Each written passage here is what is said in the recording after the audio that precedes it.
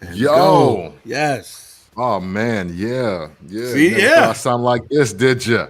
Man.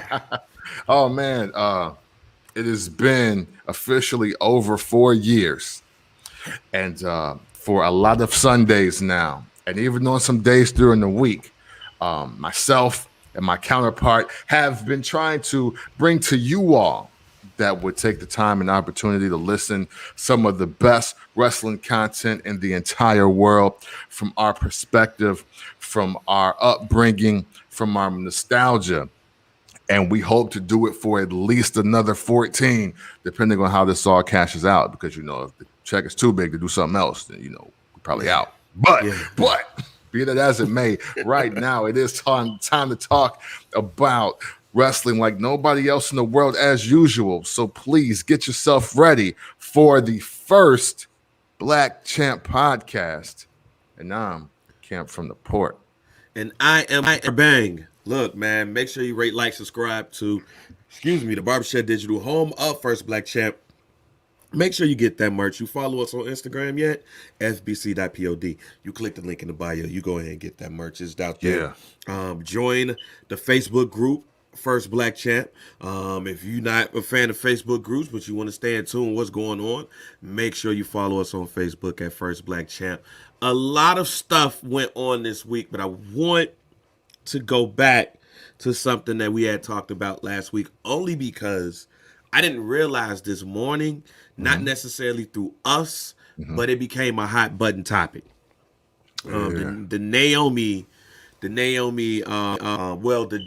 Jimmy Uso drunk Okay. driving SmackDown, the little shoot part of his promo where he was saying, hey, we got you and all of that stuff. You could tell where it was coming from. If you have homies or anything like that, and they tell you something, the look that you get, like, shown, you're not 10 shoulders down, you good.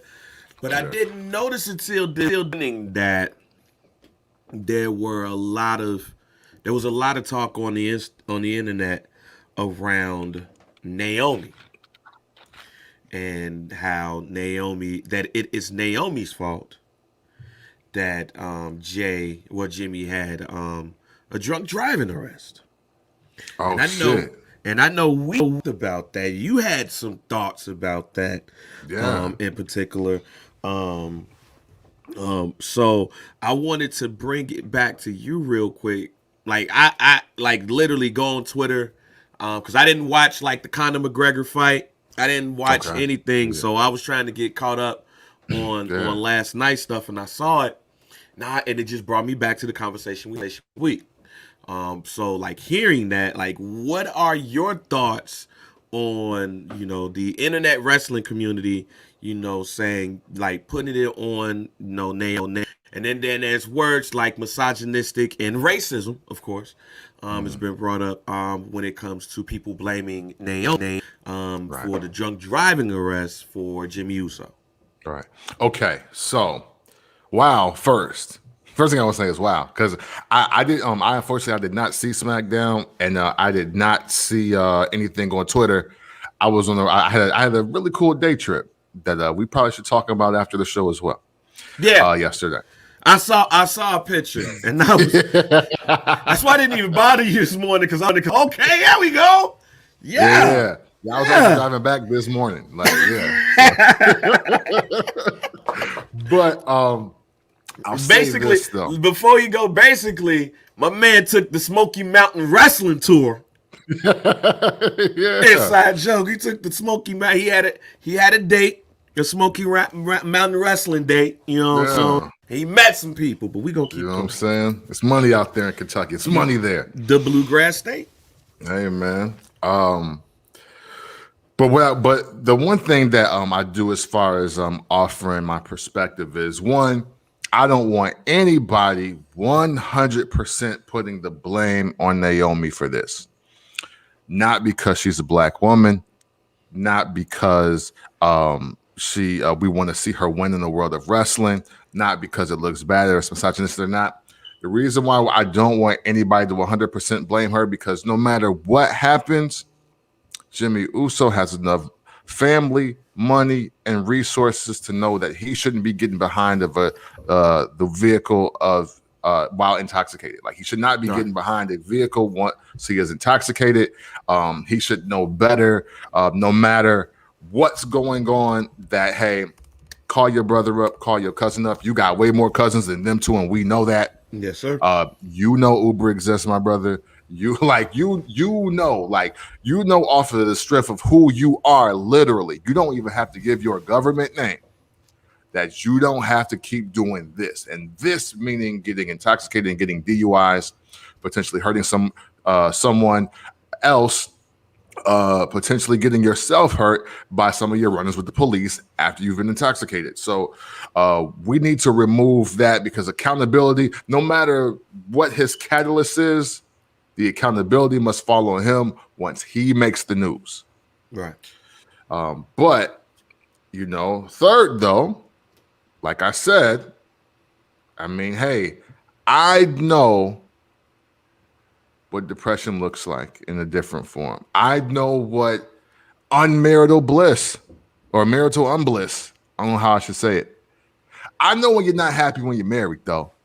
Yeah, I'll just say it like that. Why be politically correct? I know what it looks like when you're unhappily married, and Jimmy Uso is starting to look a lot like that. Now that I really peel the layers back, now that I've seen the things that I've saw content wise, now that I've experienced some of the things that he had to experience, and obviously I don't know these two, but it's not professional. I don't think, because honestly, let's keep it a bean. Jimmy Uso been getting himself injured the whole time we've been watching him.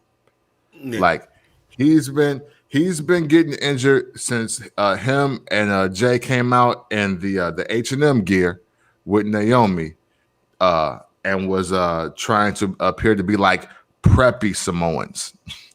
I call them car crackers. Oh, I'm talking even before then. Remember when they like when they had the white t-shirts and the H&M vest on with the jeans? You right. My bad. he been getting injured since then. He's been the injury prone Uso. Yes, by far.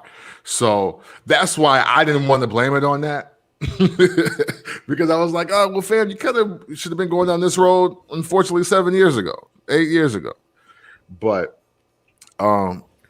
I do think it is time for the family to step in, or for them to make it like, and we've talked about this topic specifically on the show.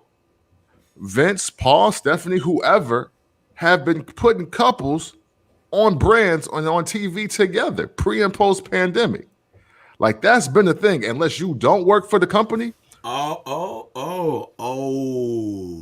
Yeah, like mysteriously, the Usos and Naomi have been getting traded left, right, and back and forth, and now she's the only non-Anoa'i or Snuka or I forget the other last name in their family that ain't on the show with them. She's the only one that ain't over there. Everybody else on SmackDown.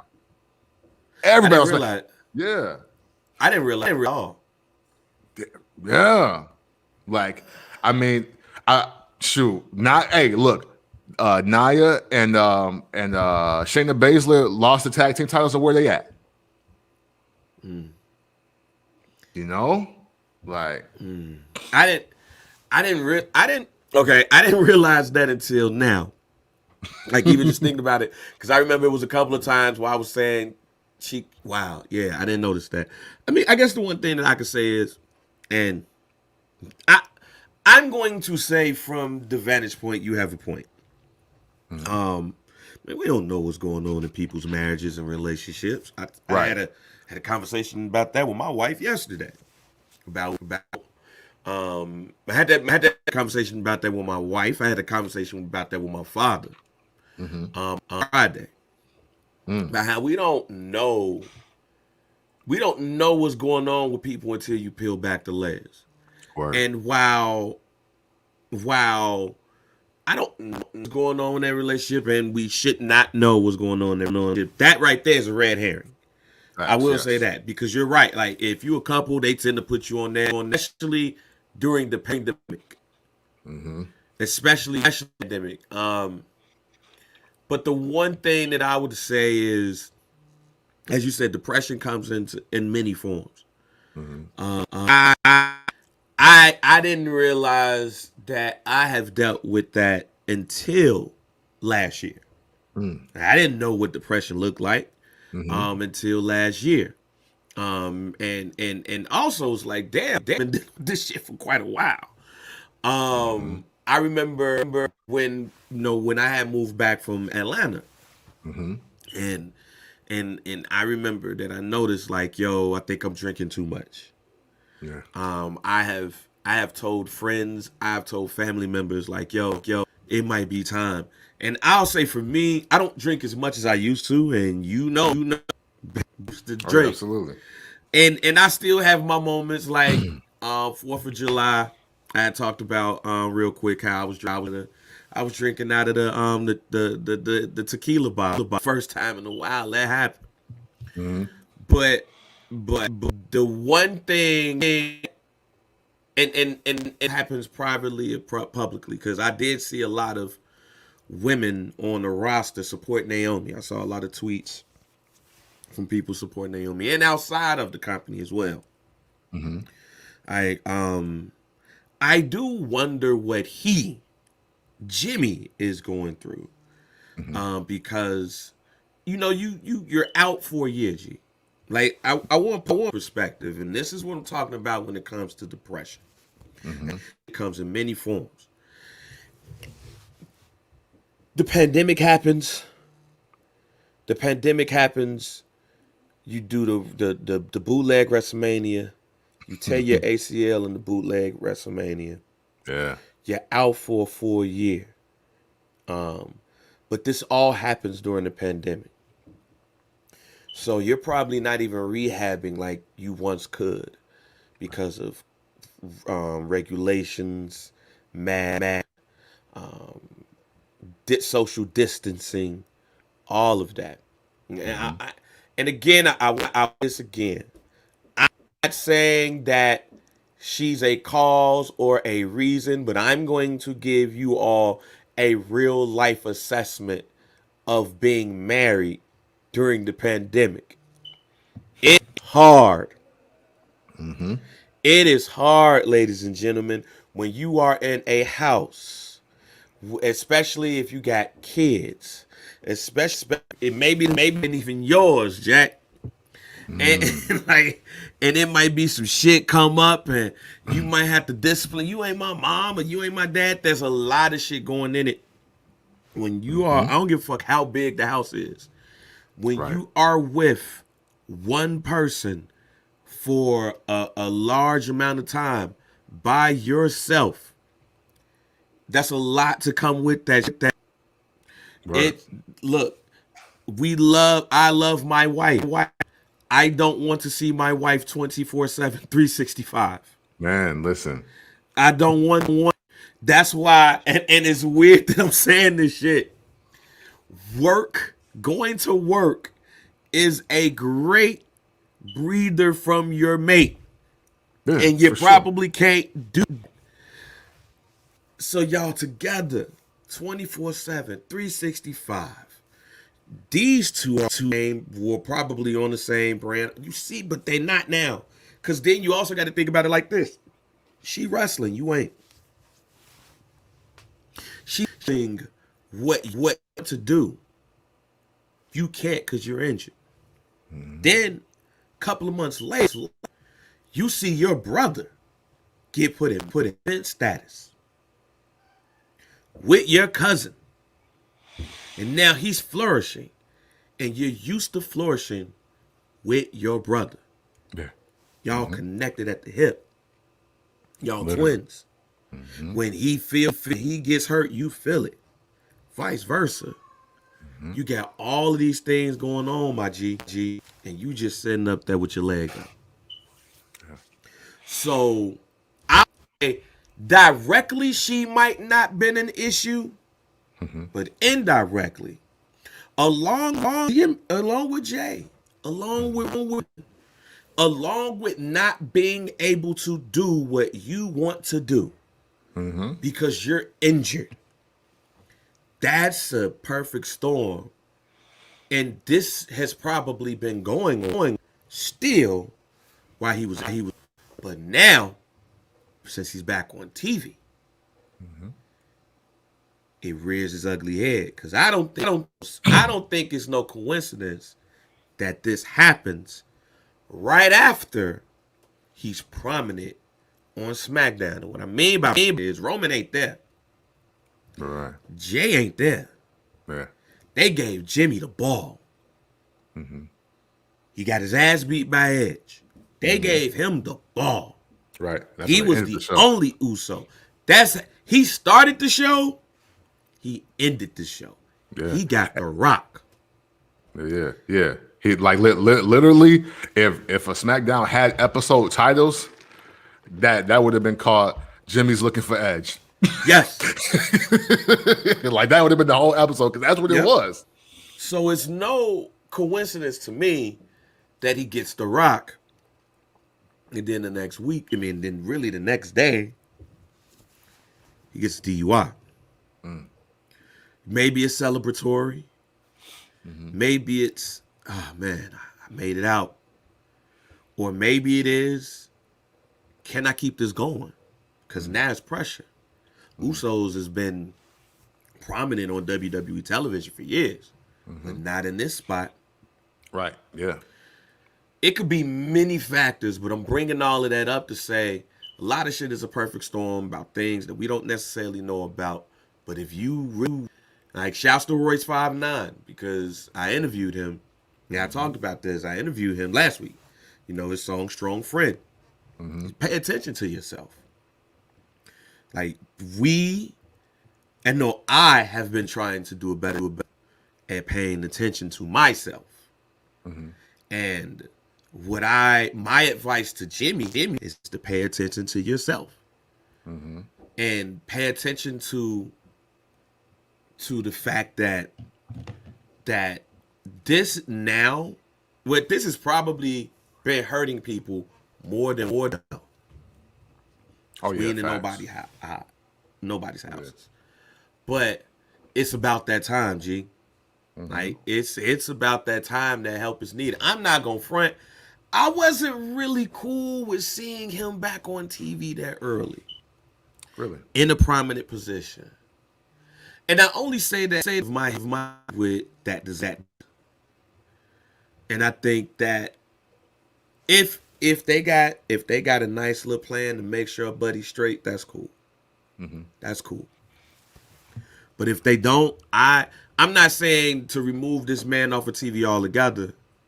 But I dead ass tweeted it out. I mean, not tweeted it out. I put it in the group, in the St. Louis group. Shouts out to Boogie and Ronnie and all them.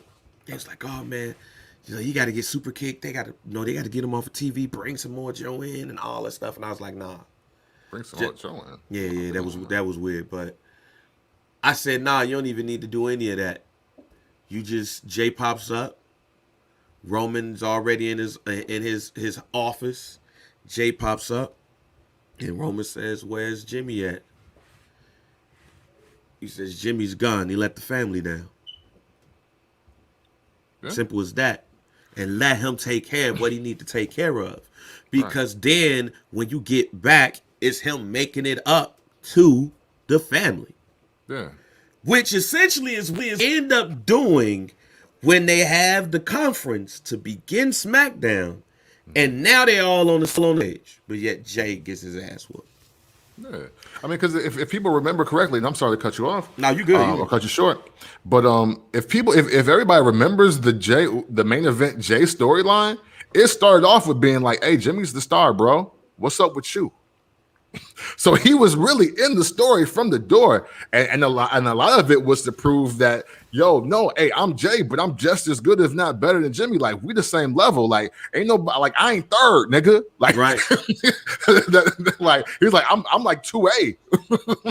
Basically, that was his whole storyline.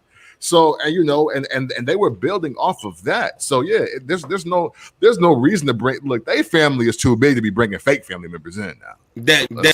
They don't have character situation where Yeah. they brought in a fake Von Erich and everybody knew Buddy Ass wasn't no Von Erich. Yeah. Like, man, look at your man, hair. You ain't yeah, one of them. ain't one of them cuts. So yeah, it's like, I mean, I just hope that they're getting the help. I know what he said on SmackDown, and you could tell Jimmy needed that.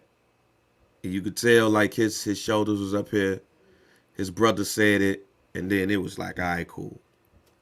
But for me, just knowing that disease, I hope that they ain't this one.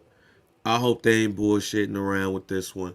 I hope they're taking it seriously, especially when in a couple of weeks, well, really in a week, they're back on the road. Like Right. they back on the road next Sunday, ladies and gentlemen. Right. And the Usos is definitely on the road. Like, to be clear, I know everybody can't go, but the Usos is going. They going.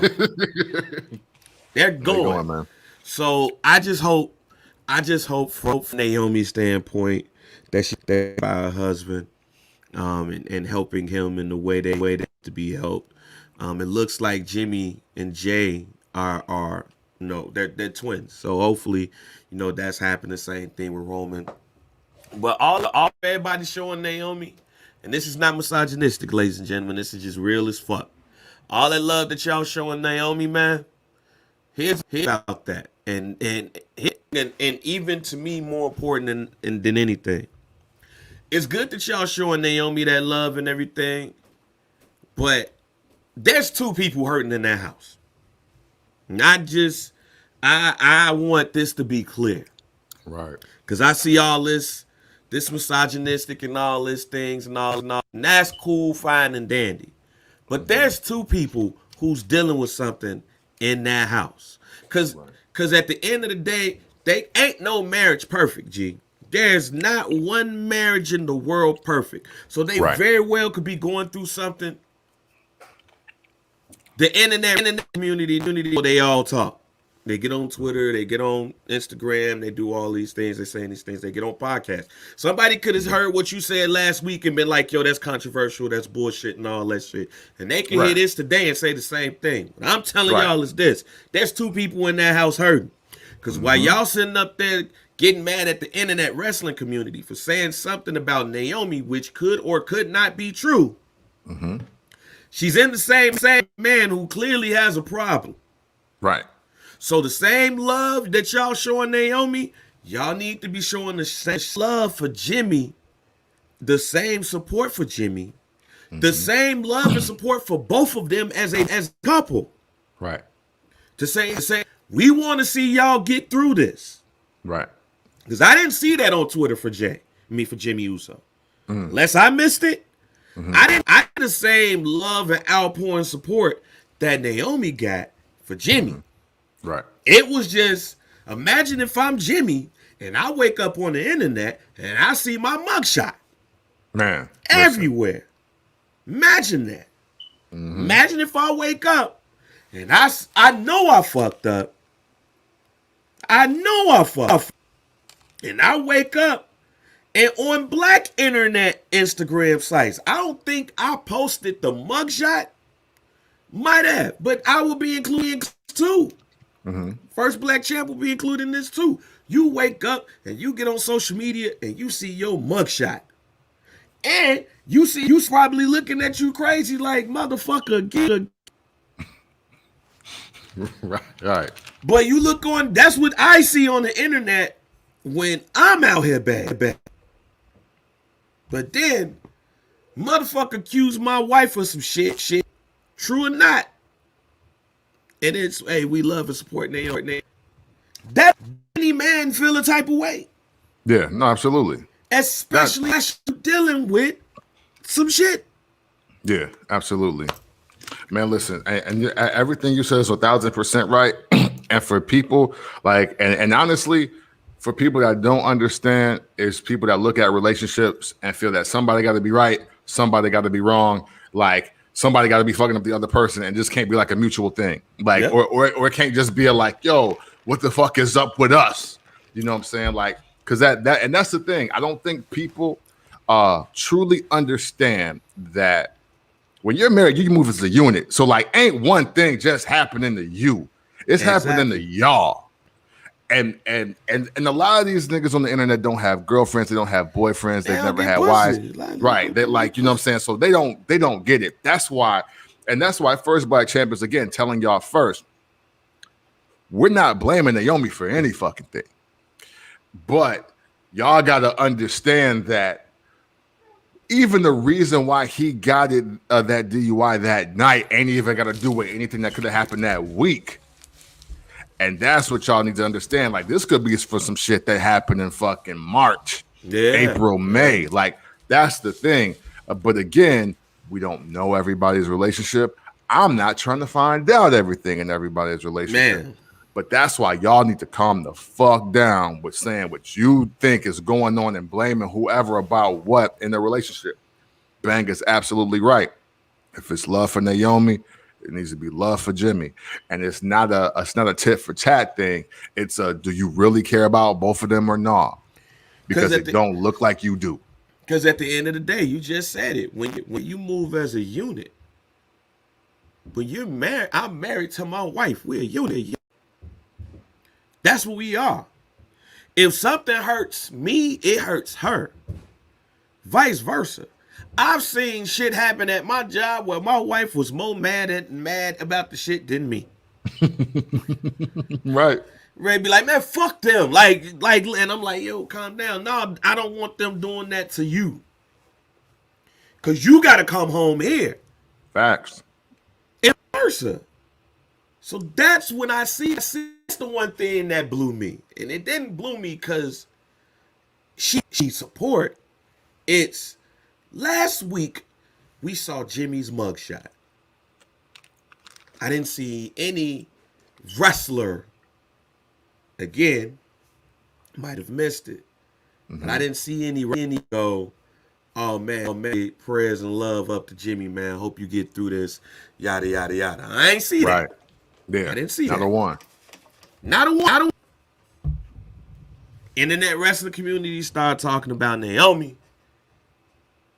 We praise, which she deserves the praise. But I'm telling, as a married man, that's very telling to me. But also, for me, it ain't just love from him. For me, it's love for him. Because he going through it right now. If he really going through it, he going through it right now. His professional life is on the line because he clearly has a disease that he's fighting. Word. And that's what we need to understand. He's fighting a demon. And that demon, he's going to need help from his wife. He's going to need help from his family. And if y'all really care about the people in this business that y'all say that y'all care about, he's going to need help from you. Absolutely. Hey, man. First Black Champ. Make sure you rate, like, subscribe wherever you listen to your favorite podcast. Before we get to the nuts and bolts of this joint, some NXT call-ups. We talked about Piper, who is now Dewdrop with Eva Marie. That shit's still funny as hell. But hey, you know what? I'll say this real quick. Eva Marie's doing way more in-ring work than I thought she'd be doing. Yes, I was gonna get to that one. I already know your surprise so far. So I'm not even gonna ask that question, but SmackDown, Shotzi Blackheart, now Shotzi, and T-Nox, who's just now going to be Nox, debuted as a tag team, which was interesting because Shotzi Blackheart tag team with Ember Moon on NXT. Also, Tegan Nox reappeared on NXT. She was the battery that was being recharged, and she inserted herself in the into one of the on NXT as well during the Great American Bash. Now, those two have been put into a tag team, and they defeated the women's tag team champions and Tamina on SmackDown. Also, we saw vignettes of Tony Storm is going to be coming to SmackDown. So, with Piper, now Dewdrop, Tegan, uh, excuse me, which is Knox, Shotzi, and then Tony Storm coming. And then, this is the women's division as well. Um, do you see, oh, and then also, excuse me, before I even go, Bronson Reed and Karrion Cross are expected to make their main roster debuts sooner rather than later. Maybe before the draft, maybe after the draft, maybe they are drafted. But one of the rumors was the reason why Bronson Reed dropped the North American title to Isaiah Swerve Scott was because he was going to be making his main debut very soon. They've been working on dark matches and they've worked on WWE main event as well.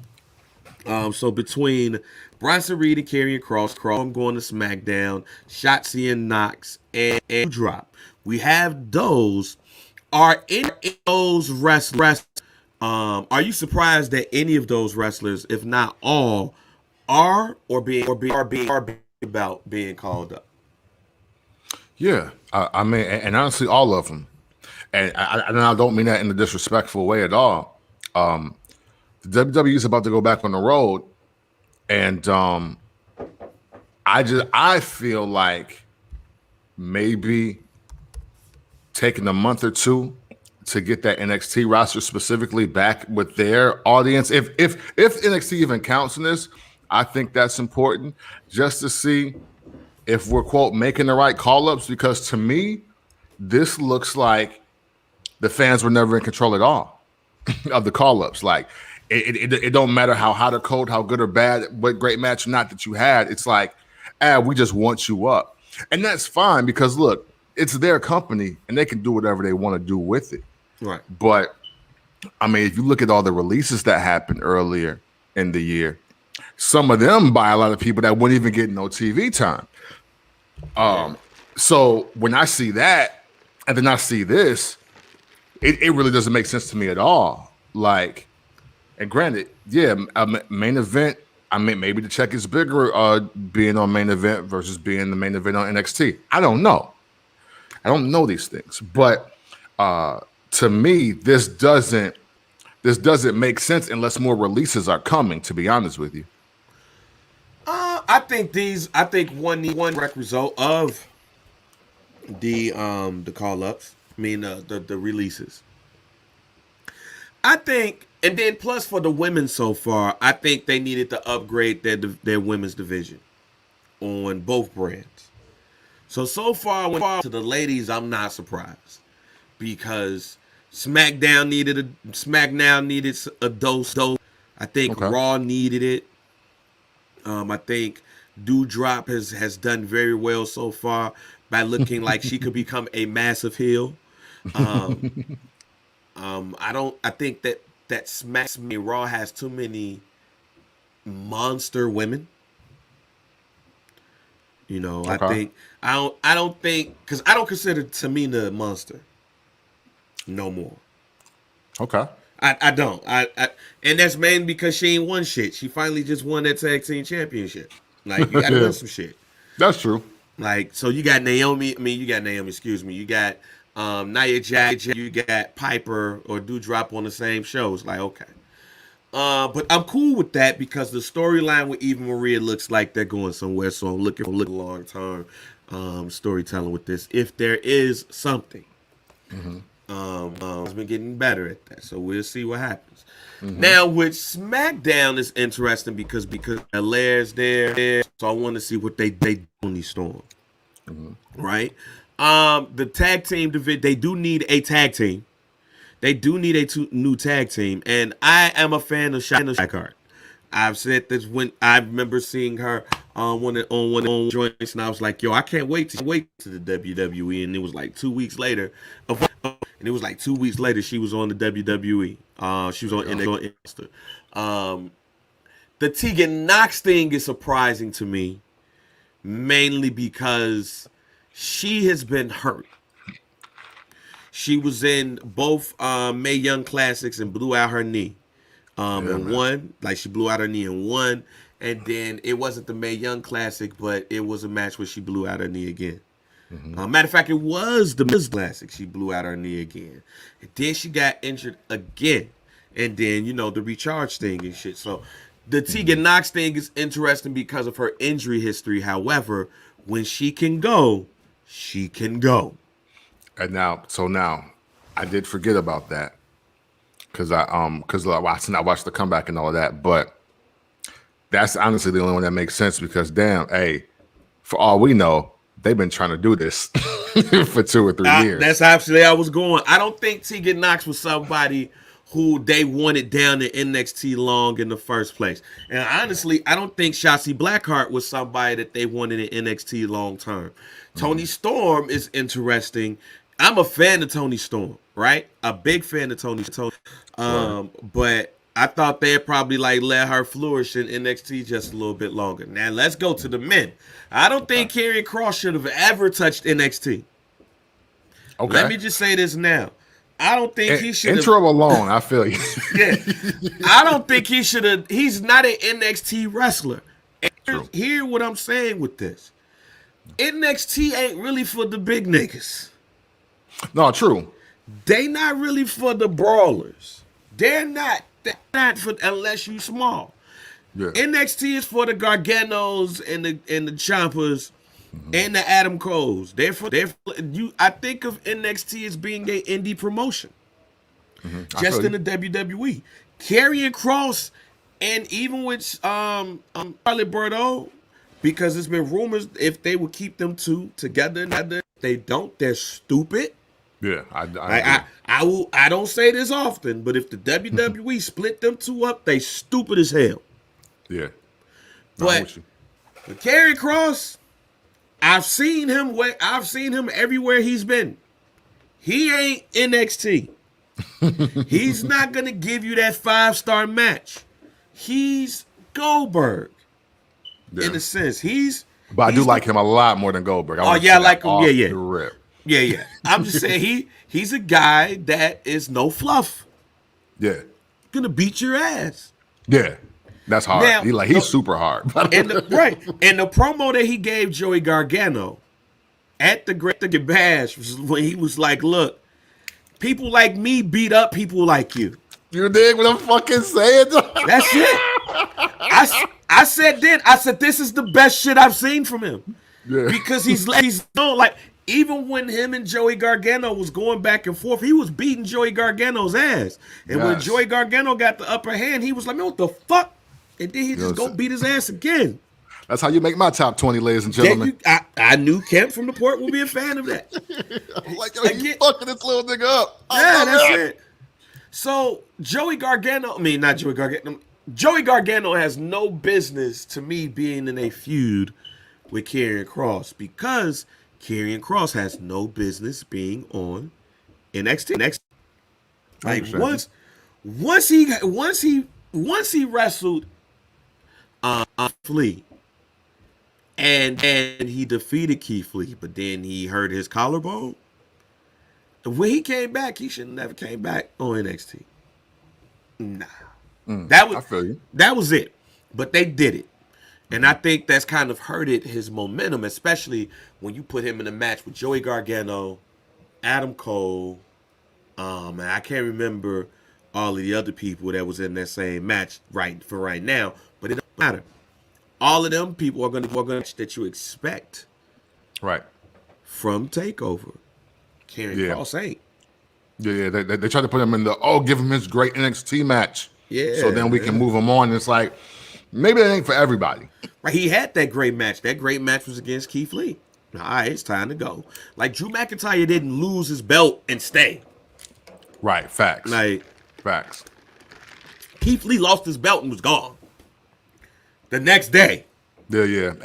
And to your point, Karrion Kross is definitely in that Drew McIntyre, Keith Lee class where it's like, hey, once I'm out, I'm out. I mean, shit. They didn't even have Lars Sullivan win shit really at all. And they called him up. There you go. And he was supposed to be like the number one contender for like the North American title, I think, when that shit was happening or something like that. Yeah. So, Karrion Kross don't need to be there. Bronson Reed shocks me. Man, they got the Proton pack on him, man. He blazing out here. I don't know why. I don't see it. there's there's nothing in Bronson Reed that makes me go, let me go check out Bronson Reed. He As kind of makes me think of Mulatto Tugboat. he, I was gonna say Mulatto Otis, but he's Yeah. Australian Otis. Like you already have Otis on the main roster. Right. Mark Henry said some shit that I'm starting to believe that Mark Henry is dead on.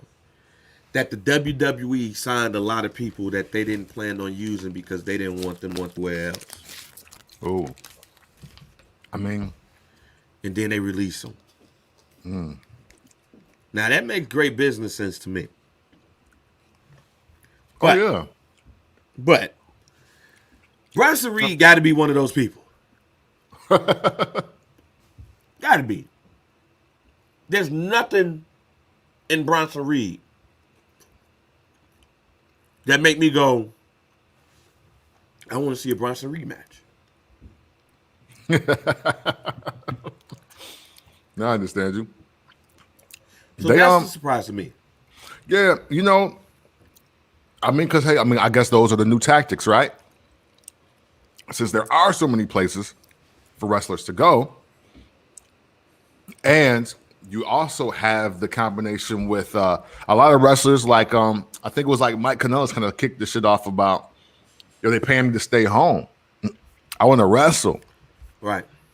So yeah, what do you do when the you know TNA, or I'm sorry, Impact gets a little more luster, and then AEW, and then like that kind of marriage kind of happens, and you got like new women's divisions coming up, and you got other like independents that are at least going viral, in the world of wrestling. It's like, oh well, let me sign up all these guys because I know I can double, maybe even triple their pay of whatever Khan and Cody gonna give them.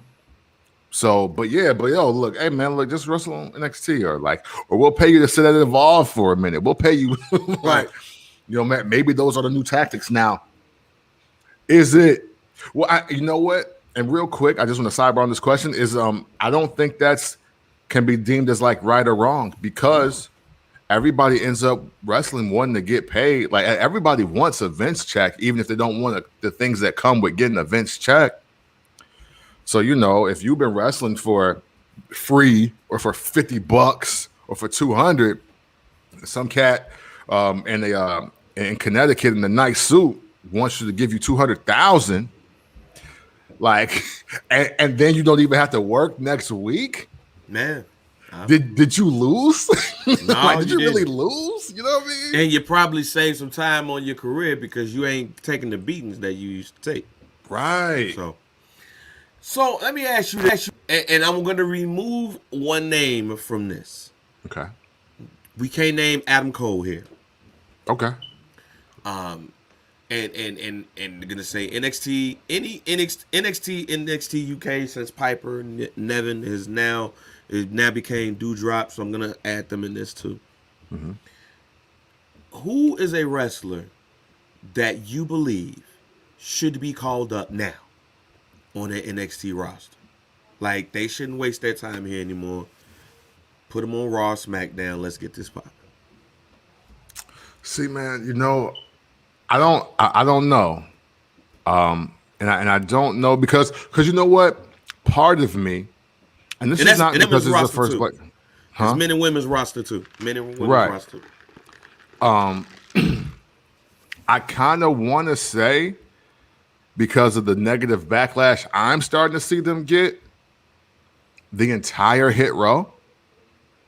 But at the same time, it appears, outside of like the Four Horsewomen, Bianca Belair, and like Finn Balor,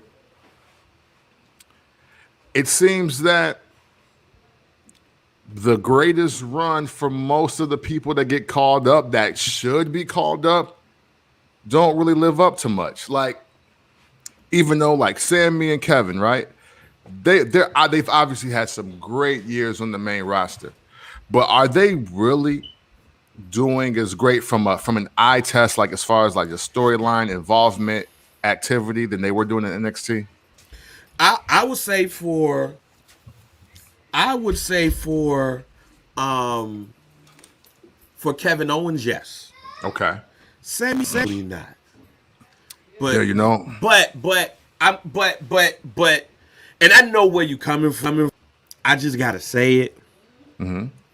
I do I People need to understand that there's a time and a place for everything.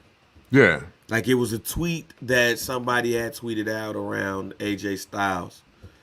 And this was when AJ Styles was the champ. And they was like, yeah, they should use AJ Styles like this now. And AJ Styles was like, you know what, that was great, but now was my time. Basically, that was great, but now was my time to help people get over. Right. My time again is coming. And I think that Sami Zayn has done a great job of helping get Big E over. He's done a great job of getting Apollo Crews over. Kevin Owens did a great job of helping everybody get over, Right. including Roman Reigns. So I'll even retract what I said about Sami Zayn to say, yeah, them two are the shining examples outside of, some of the older NXT people. Yeah. Like they're the shining example of, yeah, shit works. Now, I will take what you just said and say that's why there's only two people other than Adam Cole that should be called up immediately. Okay. Walter, somebody got to tell Walter now, fuck that, you coming to the main roster. And you coming to America. That motherfucker's too big, too talented to just be on NXT UK. He's a nigga that you either gotta, like, Walter, to me, is the guy that Mark Henry's talking about. Okay. But also, Walter probably is like, I like it here. Fuck that. No. Walter ass need to be on Raw or SmackDown chopping the shit out of somebody. Fuck that. He don't need to be in the small pond. Nope. Bring his ass over. Okay. So now, my thing with Walter, because to your point about the Karrion Kross, Drew McIntyre, like even to that point of that, would they let Imperium Walter rock out though on Raw or SmackDown? Because and the reason why I asked that is because to a degree, Bobby Lashley without MVP is Walter. Like to a degree. I'm not saying that they're like the same style necessarily. I know what you're saying. I'm gonna tell you this. Walter's way more interesting than Bobby Lashley. Okay. All right. Let's go. and here's why with Walter. He can wrestle with anybody. Okay. You put him against a big man, he's going to be able to wrestle a big man. But what's very important to me with big man wrestlers is if they can wrestle somebody small. That motherfucker Walter had the match of the year last year with a man much smaller than both of us. Yeah, wild, right? Yeah. So Walter fucked him up too. Right. Yes. Walter gets that pass. And like I said, he's interesting. I'm not saying that Imperium got to be behind him. Okay. But you bring Walter with that music to one of the main rosters, your mid-card title, your mid-card looks a whole lot better with him on it. I'm not saying to get him title like a world title shot too. Here's the other part. Is saying that motherfucker get called up, and next thing you know, they're the WWE Universal or World Champion. I'm not saying that at all. Okay. Can they flourish? I think Walter can flourish. I think Walter mid card a lot better, and he could challenge time to time for a world title and probably get one. I feel that strong about Walter now. With that being said, the main motherfucker who don't need to be in NXT no more is Io Shirai. She ain't got no business there. Not at all. To the point where, shouts out to my little homie Brando, he sent me the text about being out for 9 months. And he was like, "Yo, who should take her place?" And I said, "Io." Yeah, He's like, yeah. "Man, one night only." I was like, "Yeah, but no, but yeah, if you want to do one night only, that's cool." But she should be on the main roster. She should not be NXT Women's Tag Team Champion. She should not. I don't know why she's Yeah. there. If she want, I don't know if it's her decision. But Io Shihari is the best wrestler, pure wrestler, on the women's side that this organization, the WWE, has. Okay. And, I'm not. and ain't even close. Yeah. I'm not mad at that at all. Do you think potentially the only reason why EO is not up is because Asuka is still there? Yes and no. That's what I Okay. want to believe, but then you look and you had the Jumping Bomb Angels Part 2. True. What I would be afraid of is if they try to put them in a tag team with the, with Oscar because she's Asian. No, Yeah. she should be going up against Bianca Belair this Yeah. Friday on SmackDown. And I think one of them on Raw, one of them on SmackDown. I think that like Tony Storm and Io Shirai on SmackDown, I think make a lot of sense because I think right now they're in the spot where SmackDown can do no wrong as far as what the men are doing, but they do need to put Bianca Belair in a lot less talking situations and just better wrestling match situations. Yes, like Carmella is cool to me. Yeah. Putting her in a match with Carmella is like it's alright, but no, it was really one person that they should have did. And if it's what's my man name when it was AJ versus Finn in that pay per view when like everybody got hurt, so they had did this Right. match. Like if you do it like that, that's cool. That's cool. That's perfect. But Io Shihari don't need to be on NXT no more, Jack. The main roster audience need to feel what we feel and see what we see in the arena and not in the Capitol Wrestling Center. Nah, Yeah. those are the two. Other than Adam Cole, because I think there's nothing left for Adam Cole to do in NXT at all. Period. Those are the two. Walter needs to be on the main roster. Io Shihari should be on the main roster. And and you know what? If I don't care if it's her going up against Sasha. I don't care if it's her going up against Sasha or if it's her going up against Bianca Belair. Because I know it's going to be Bianca Belair and Sasha at SummerSlam. Only match that makes sense. Yeah. Yeah, yeah. I mean, she's been going to have to come back for a reason. Yeah. Yeah, no, you know what? I mean, I'm not mad at those picks at all. I think you spoke to this earlier too about Walter and just mid card and all of that. Slowly but surely, savvy wrestling fans I think are coming to the grips with the reality of everybody that gets called up is not directly in line to get world title treatment, male or female. They should. But the thing is, though, the conditioning, though, because I mean, shit, everybody in the Shield held the major title. Kevin Owens grabbed the major title. Finn Balor got the major title. Like, so it's like so many people, Charlotte, Becky, Bianca, like everybody for a minute got it. But like I had even said, though, and I was late to the party, I'm like, but everybody ain't them. Right. So, you know what I'm saying? And now I think it's a level out. Like now we I think we're starting to get it. It's like, yo, I would just love to see this match. It ain't, oh, he should be the Universal Champion by Money in the Bank. Like, it's like, you know what I'm saying? So Yeah, spoke to a great point on that. Like in the 80s and the 90s and shit, when a motherfucker come, like you ain't that saying that T.O. Hopper was gonna be wrestling against, the world champion and shit. Right. You think the goon, you just like, yo, these niggas coming to the WWF. Right. Yeah, exactly. That was it. But we'll see about that. So, all right, moving on. Last week was NWO week. Yeah. And, this was a good time for the WWE shit, like one of the greatest factions of all time. In the 25 years. Go ahead. It was also a great week for Vince McMahon to say, "Hey, look at all the shit I bought." Yeah, we're here.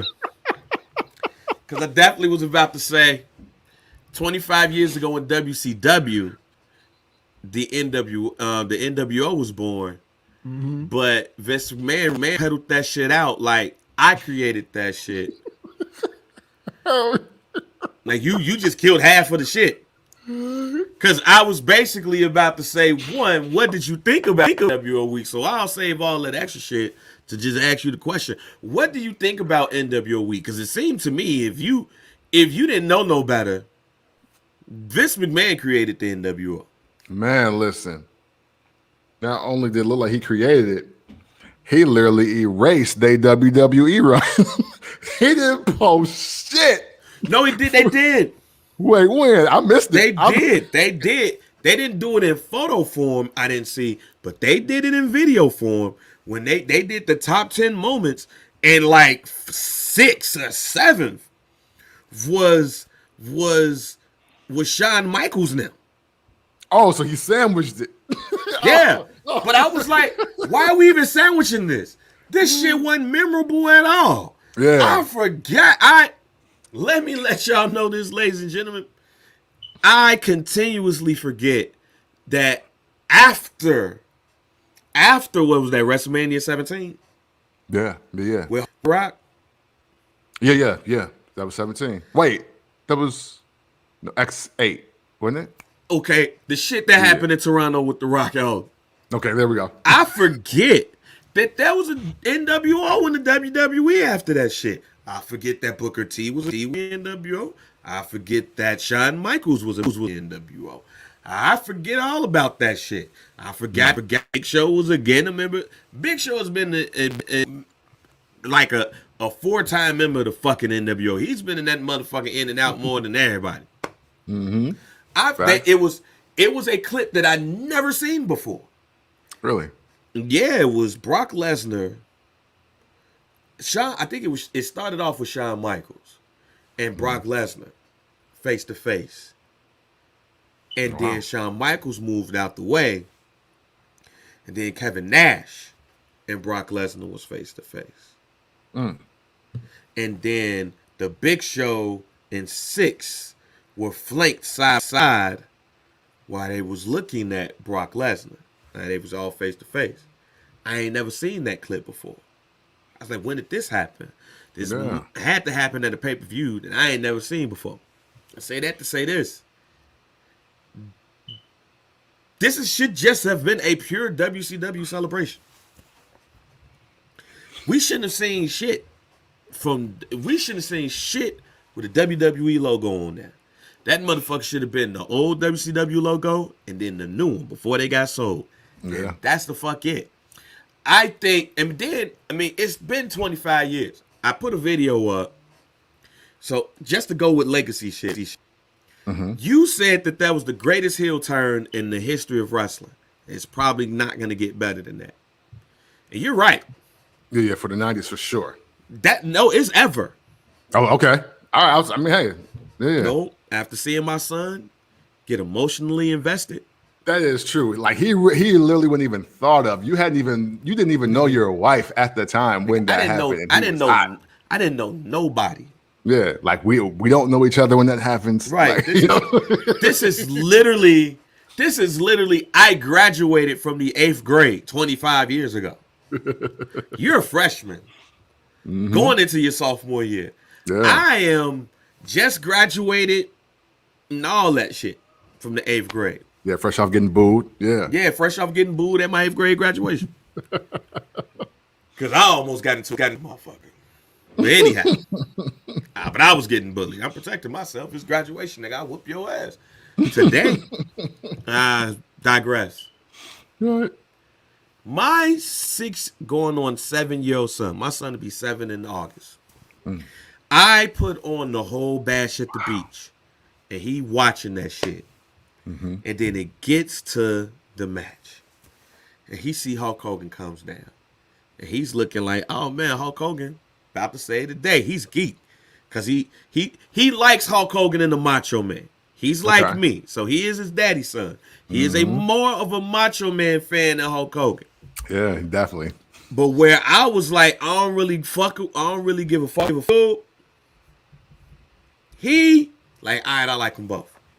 And when that motherfucker Hulk Hogan leg dropped Macho Man, my son face dropped. He was like, wait a minute, what? He goes, well, why do that? Nah, why would Hulk Hogan do that? I said, just watch. No, he was about to cry, Kent. Oh no, that's terrible. In that video, he was about to cry. That long pause was him holding it in. Yeah, like he literally did not understand. Like, yo, he's like, what the fuck did I just watch? Right, he didn't not say understand. that, but that's how he felt, though. Yes, exactly how he felt. Why would he do that to him? To him, right? So in other words, if Sting would have caught it, anybody else would have caught it. Anybody else would have caught it. It would have been cool. The fact that he leg dropped he was like, why would he do that to him? And I was like, fam, this is 25 years ago. And then I was like, no, I'm gonna film this. But before I the camera, this nigga was pissed. Why would he even do that? That don't even make no sense. Like that. Like, not really. We gotta have a long conversation about that shit. But he was legit up. And then I played the next night. Throw. So first this day straight, July 8th, 9th, 96, I was like, yeah, that was 20 ago, fam. I had no idea about you. So just watch. So he's watching towards the end, and he like, hey, they really don't mess with them, huh? I say, yeah, I'm just going to skip to next week. Because you know what happened next week. That's Rey Mysterio getting his ass thrown into the goddamn trailer. Still one of the funniest wrestling nights ever in my entire life. Yes, it is. It probably I laughed for a whole year. Yes. Me and my guy J-Dub laughed for a whole year at that one. Because like no matter what happened on Raw or it's Nitro, it was, hey, but wasn't none funnier when motherfucking Kevin Nash threw Rey Mysterio like a dart. Like the two funniest nights in wrestling that I've watched is the Rockers breakup and that one. And Trey looks and goes, oh, ooh. No, this not cool.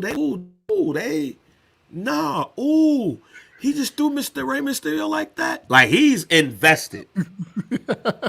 My son is truly invested in some shit that happened 25 years ago. He saw like that's Sting. He thought that was Sting too. Nigga thought NWO Sting was Yo, and this then shit really worked. Yes.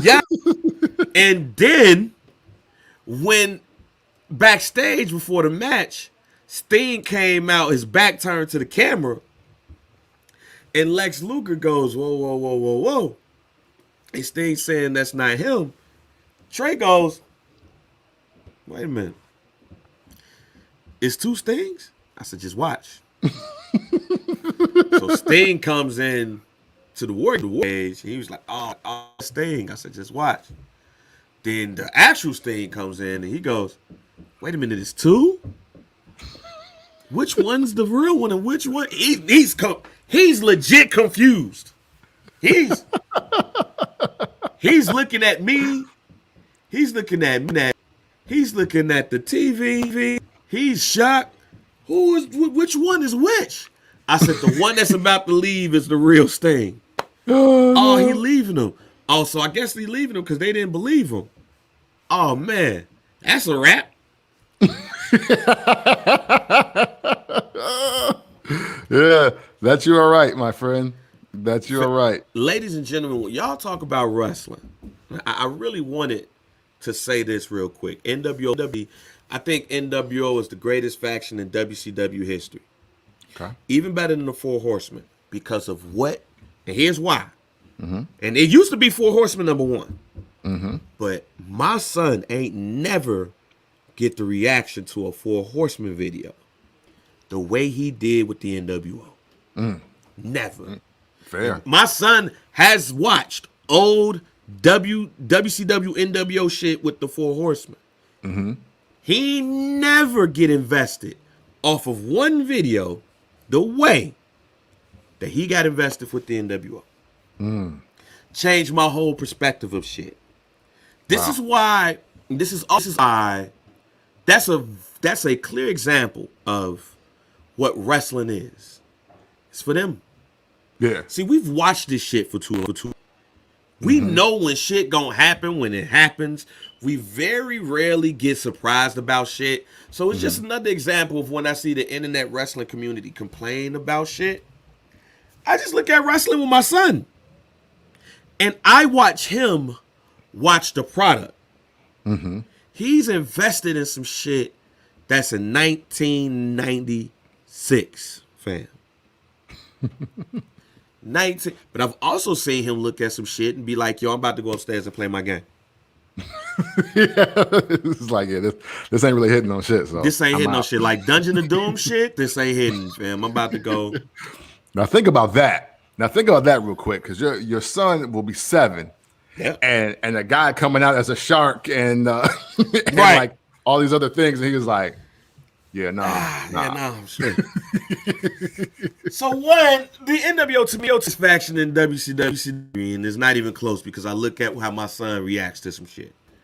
But the other thing is this is why we gotta chill on the way we react when it comes to these things as grown men. Cause we've seen it. As my man Craig Robinson said, and I seen it. It ain't for us. Yeah, It's no longer for us, G.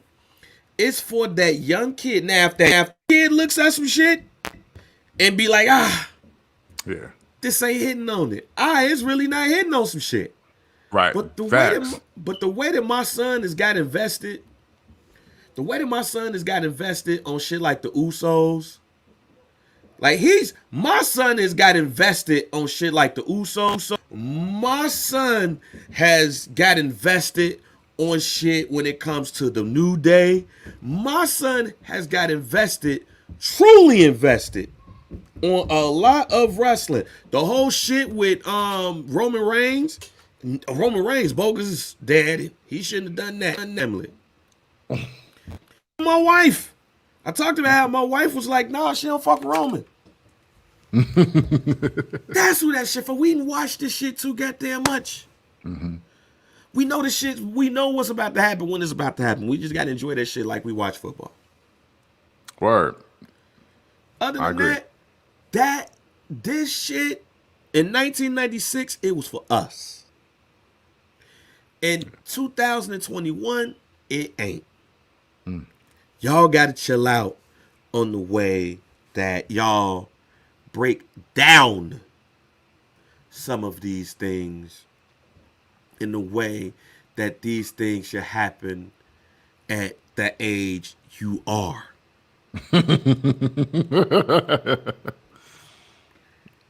Like that, but when it comes to legacy, NWO, it's not just that. Because again, like I said, like you can watch this shit now and really be like, damn, this was lit. At the same time, the NWO did what the NWO was supposed to do. The NWO destroyed WCW. The NWO gave WCW something that they did not know how to capitalize on. And that's wild. Like, it's like, and I'm going to use this analogy. Now, for some niggas, this ain't the case. But for WCW, this is the case. This is like a nigga getting the baddest chick in the world. And now that you got her, you don't know what to do with her. But you got her. And she want to stay. She wants to stay. That's like a nigga like me, single, and Regina Hall comes and says, hey, I like you, I love you. I nail and everything. And I do everything right. She sprung. But after that, I'm like, damn, what the fuck I'm gonna do with her? Now I got her, and I just don't know what to do with her. I don't. I'm lost. I'm confused. I just don't know what to do with her. That's what WCW was when it came to the NWO. They got the hottest group in the history of wrestling at that time. And all they did was to continue to add members. Yeah. They should have stopped at a certain point. But when now you have Scott Norton and Stevie Ray and Horace Hogan and Scott Steiner, even though I fuck with Scott Steiner, like you work. The one thing about groups is the inclusivity. Yeah. The Four Horsemen, everybody couldn't be no Four Horsemen. Facts. Niggas told Lex Luger, hey man, you could be an associate for right now. Right. Like you ain't really getting it popping like us. Right. But and the nigga came in saying, yo, I want to be a part of the Four Horsemen. And Barry Windham was like, nah, bro, you don't want that, man. You don't want these people. Look, Barry, you my man down from Florida together, but I'm here for the money. I want to be a Four Horseman. And goddamn, J.J. Dillon ass was like, hey, man, everybody want to be a Four Horseman. We hear Lex Luger talking. You know what? He could be an associate. But he ain't no four. Like, you know what I mean? They kick Sting out. Just like paid in full, man. Yeah, like, niggas told Sting ass, like, hey, Ole was like, you don't represent the Four Horsemen. You ain't a Four Horseman. Sting was like, nigga, what?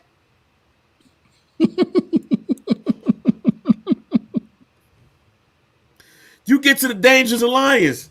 Paulie Dangerously ain't bring everybody in. Word. Hey, right. In fact, they fired Medusa. Yeah. Hey, he was hiring and firing at the same damn time. He was like, hey, you know what? This ain't working out. Yeah. Shit's not working, fam. Look, I'll even go with another group. Raven wasn't just bringing any in the flock. Facts. It was hard, too. Yeah, it was a reason why you was in that motherfucker. It was like, fam, like, yo, you can't be appealing to the cameras too much, my G. You gotta turn that down. You gotta look dirty. You gotta, like, nigga, you gotta fuck people up. Right, nigga, this going front and was like, you know what? Think you should join the flock? You sure you don't want to join? Like, we gonna beat your ass. Exclusivity. The NWO DX. Let's go to the WWE DX. Well, and DX is really the direct relative of the NWO. Absolutely. Niggas told Shawn Michaels he dropped the ball the night after he lost to Stone Cold. And replaced him with 3 other people. Right. It's like, hey, fam, listen, nah. But I'm gonna tell you the exact episode. Like, just thinking about NWO week. This is almost a real nigga or history of the NWO, but it's not. But it's the closest you're gonna get. Yeah. Because it'd be too much. Oh yeah, hell yeah. The shit and let me know if you remember this episode. I don't know the exact date. Okay. But this was the date that Eric Bischoff was in the middle of the ring. And he said by the end of the night, you either with us or you're against us.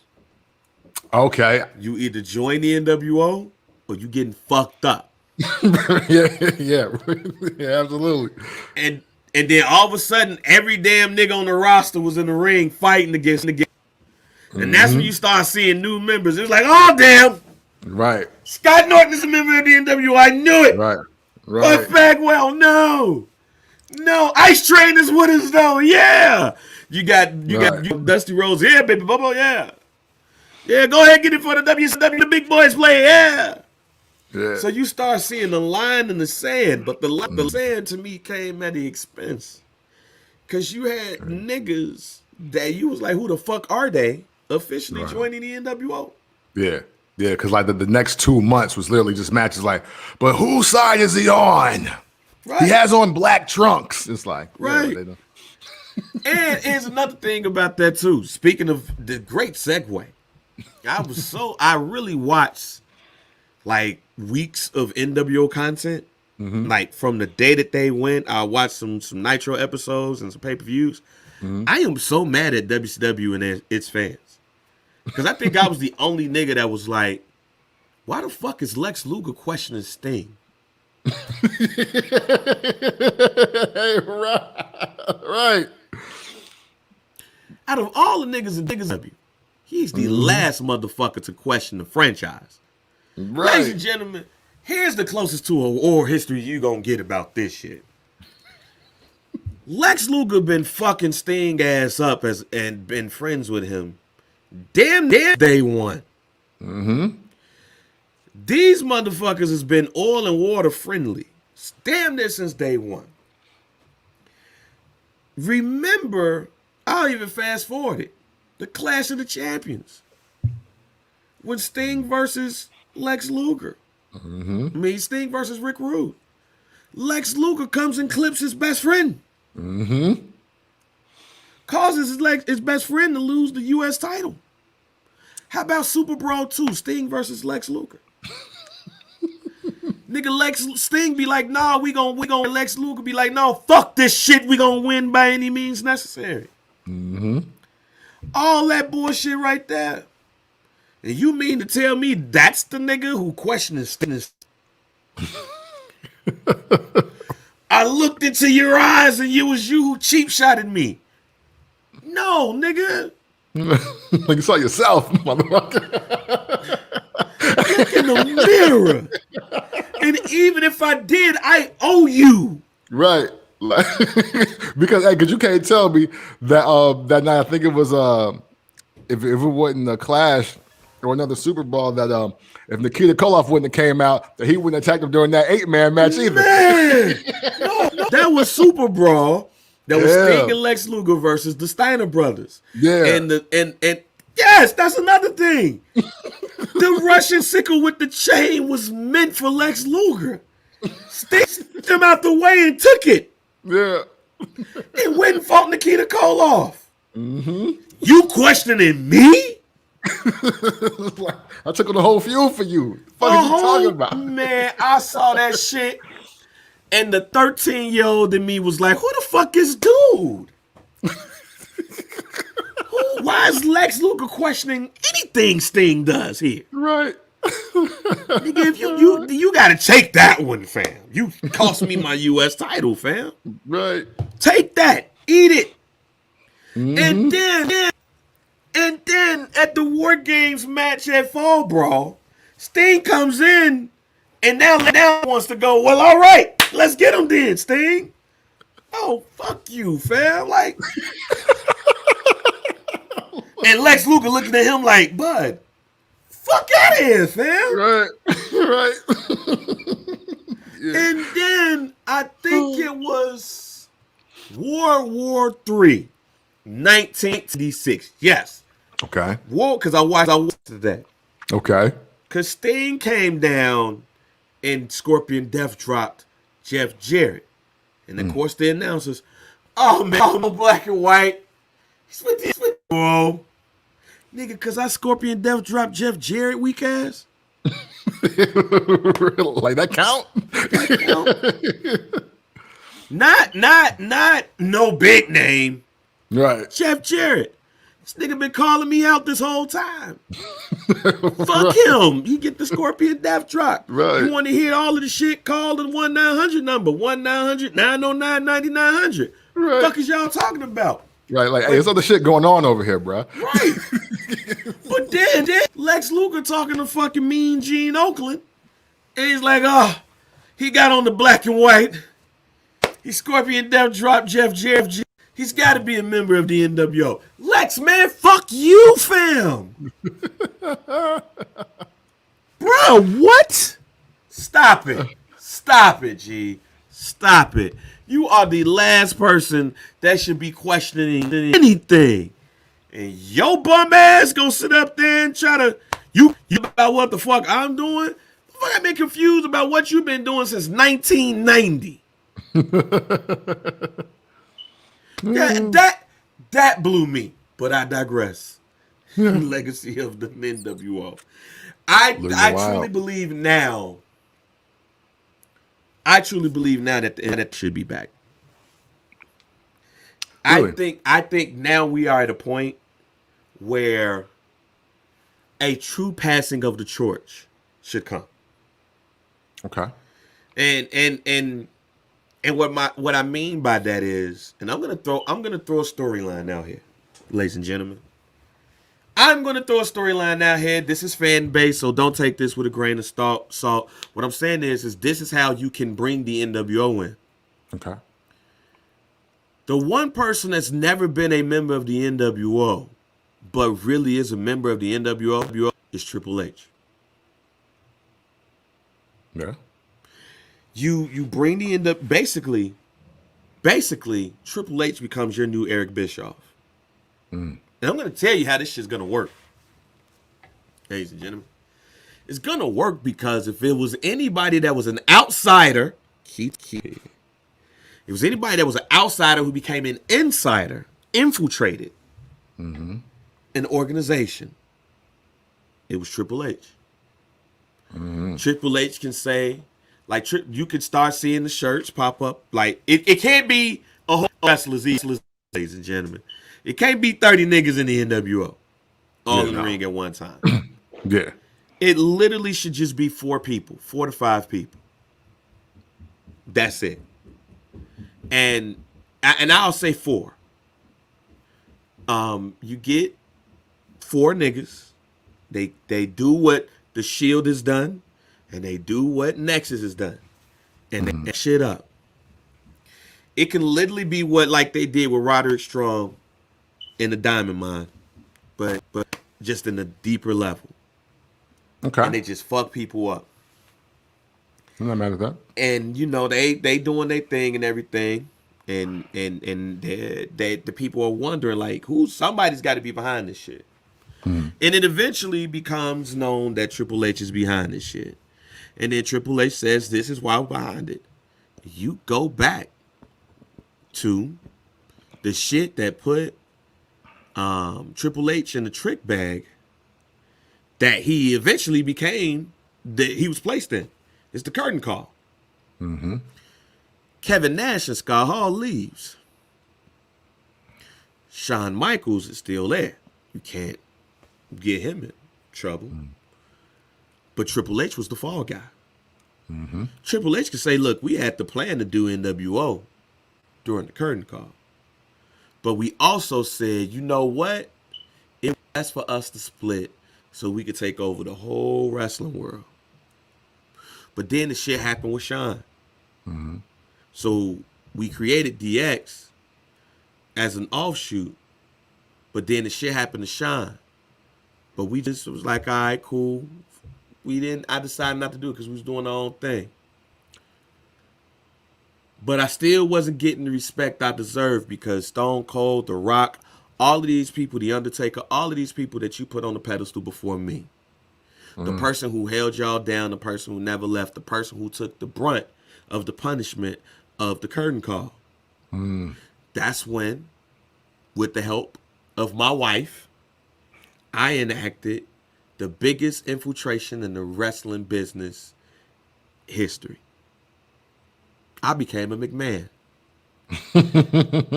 I became everything that nobody wanted to become in order to get everything that I need to truly become the NWO. And we would open ourselves up when it was time. And you know what? It is. And I picked these 4 men to cleanse what I believe is the wrestling scene. Why do y'all think I called NXT NXT?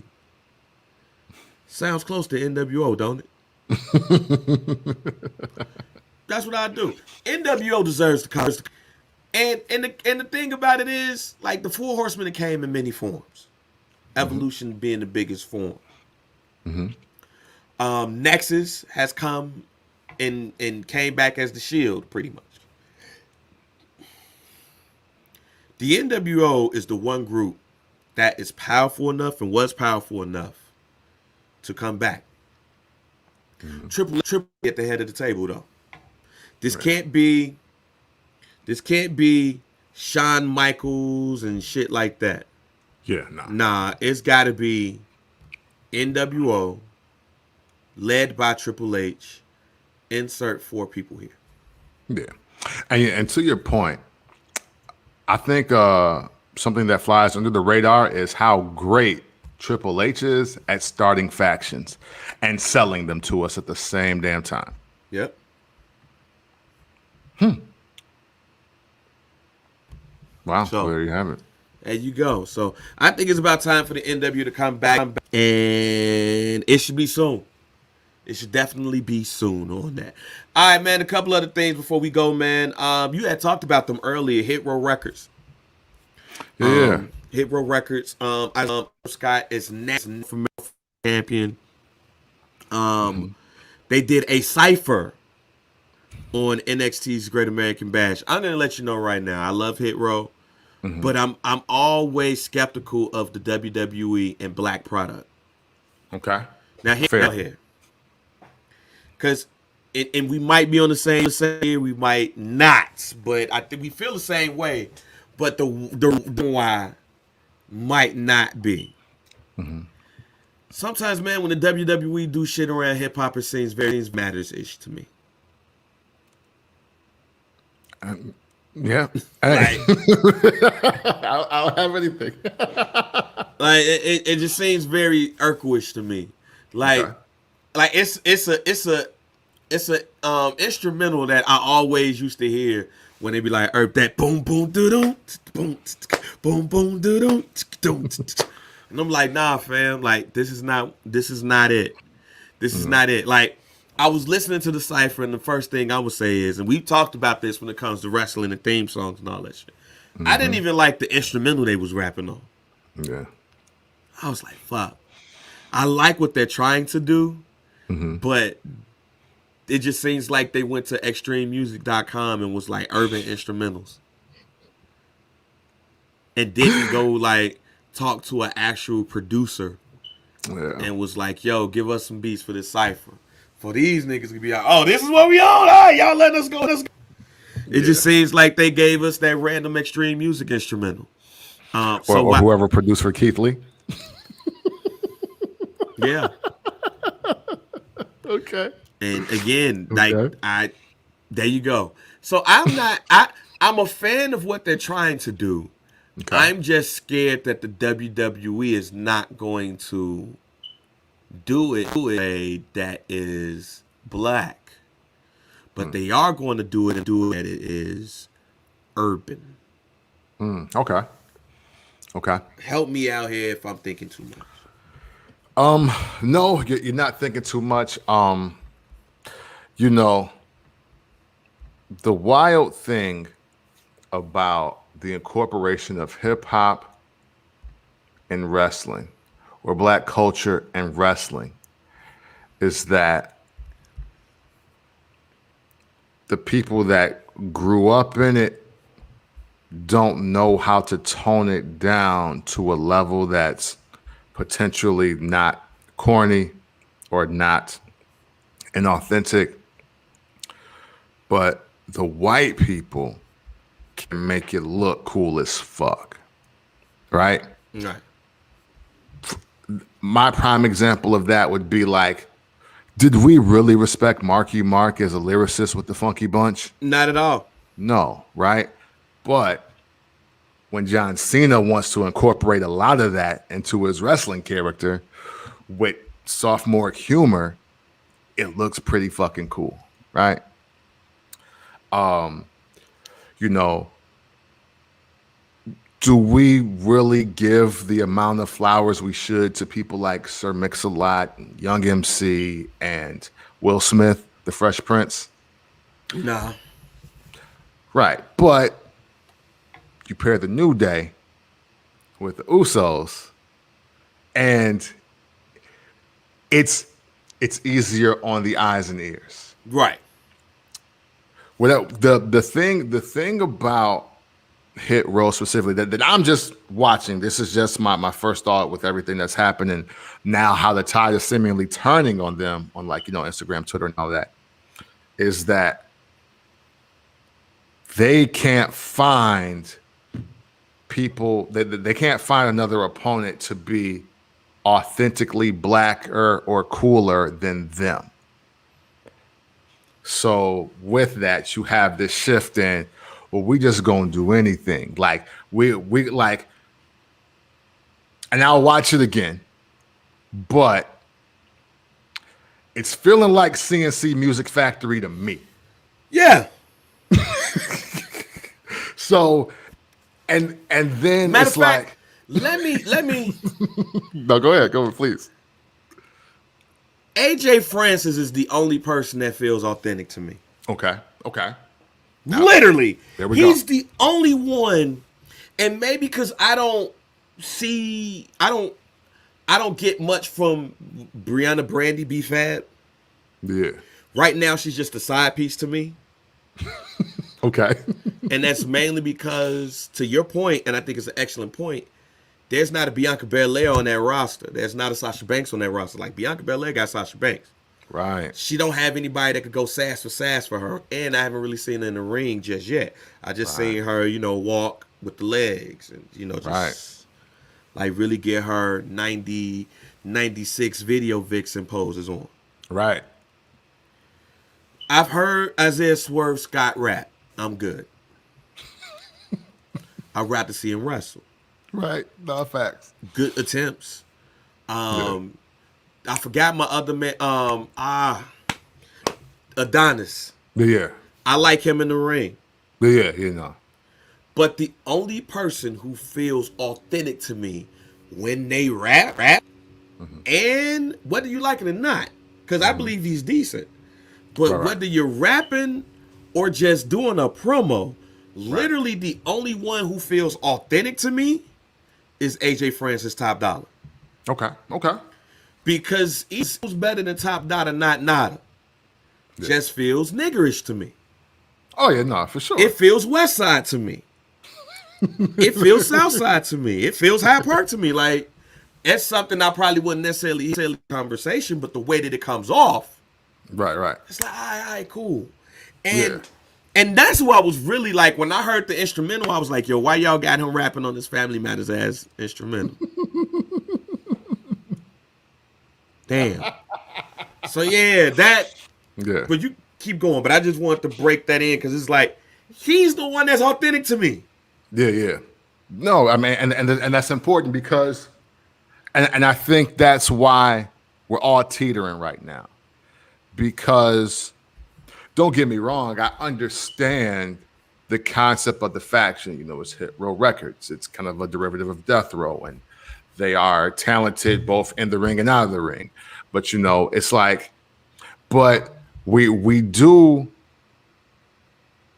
and we also know that wrestlers are supposed to be themselves on 10. Like we're 10xing our personalities, we're 10xing our character. But there is moments where the other members around AJ, it feels like they are going too far in the character, like they're on 11 or 12 and not up to 10.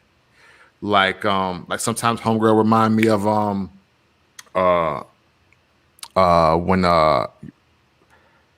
Nicole J. Parker when she on Friday, like when she was like, yes, she gives me that vibe a lot, and it's like, yo, okay, granted, don't get me wrong, we do know a girl like that, in our neighborhoods or whatever, but we don't fuck with her though. Like, you give it. So basically, you saying that they're giving us two. Well, all or some of the members are giving us stereotypical vibes. Yes, absolutely. And this, like, what I'm saying, like even how Swerve be like walking up on people, like, and it's like, all right, fam, you would get the shit slapped out of you if this was real life. Like, don't ever fucking walk up to me and walk that close to me talking some shit. Like, you will get punched, you'll get elbowed, you'll get slapped, you might even get spit on if people hate you. But, like, you know what I'm saying? Like, it's just, it's a little too much at times. Checking But and driving.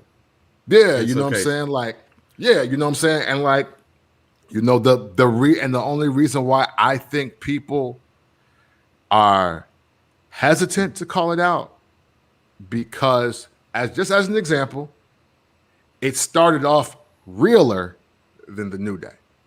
Yeah. And you know what? And even with you saying that, that's why I broke it down the way that I broke it down. Uh-huh. It AJ Francis is the only one that seems authentic to me. Mm-hmm. When he shot it out, I think it like the neighborhood Piedmont P of it. It sounds so authentic. Yeah. It sounds so natural. You're like somebody was like, yo, my man, he just, I told you he wrestled. Right. Man. It sounded so authentic and natural. It was like, I bet. And I will say that was the member of the group that I fell in love with, Pauls, more than I did anybody when they started off. What It's work? like I like him. Mm-hmm. Because I was seeing him on the Hidden Treasures WWE. I was like, who is dude? Yeah. And then he did Leon Ruff the way that he did him. I was like, oh, okay. And then I started hearing him talking. I was like, oh, no. Because at first lie, I was scared that he was about to pee and news it. Yeah, hey. So to your Legit point, legit fear now looking at what we yeah. see post Great American Bash. Right. I thought he was going to pee and news it. And I was like, ah. But then seeing him, okay, honestly, that's the only thing that's keeping me from thinking this is Family Matters. This is like the gang from Family Matters is fucking with Eddie. Because Isaiah Swerve the wrestler, I talked about him in the early days of the pod. Word. When he was Swerve Strickland. Word. Facts. But to your point, it's definitely like he looked at her and was like, yo, I'm gonna act like insert rapper here. Yeah. Adonis don't seem, he just seems like a regular black dude to me. Like, I think if they weren't all trying to be the same person, this would work out differently. Because they're if just putting like homies that we're around. Yeah. Like you put me, you, Micho, and Roger in the same, it's all gonna act differently.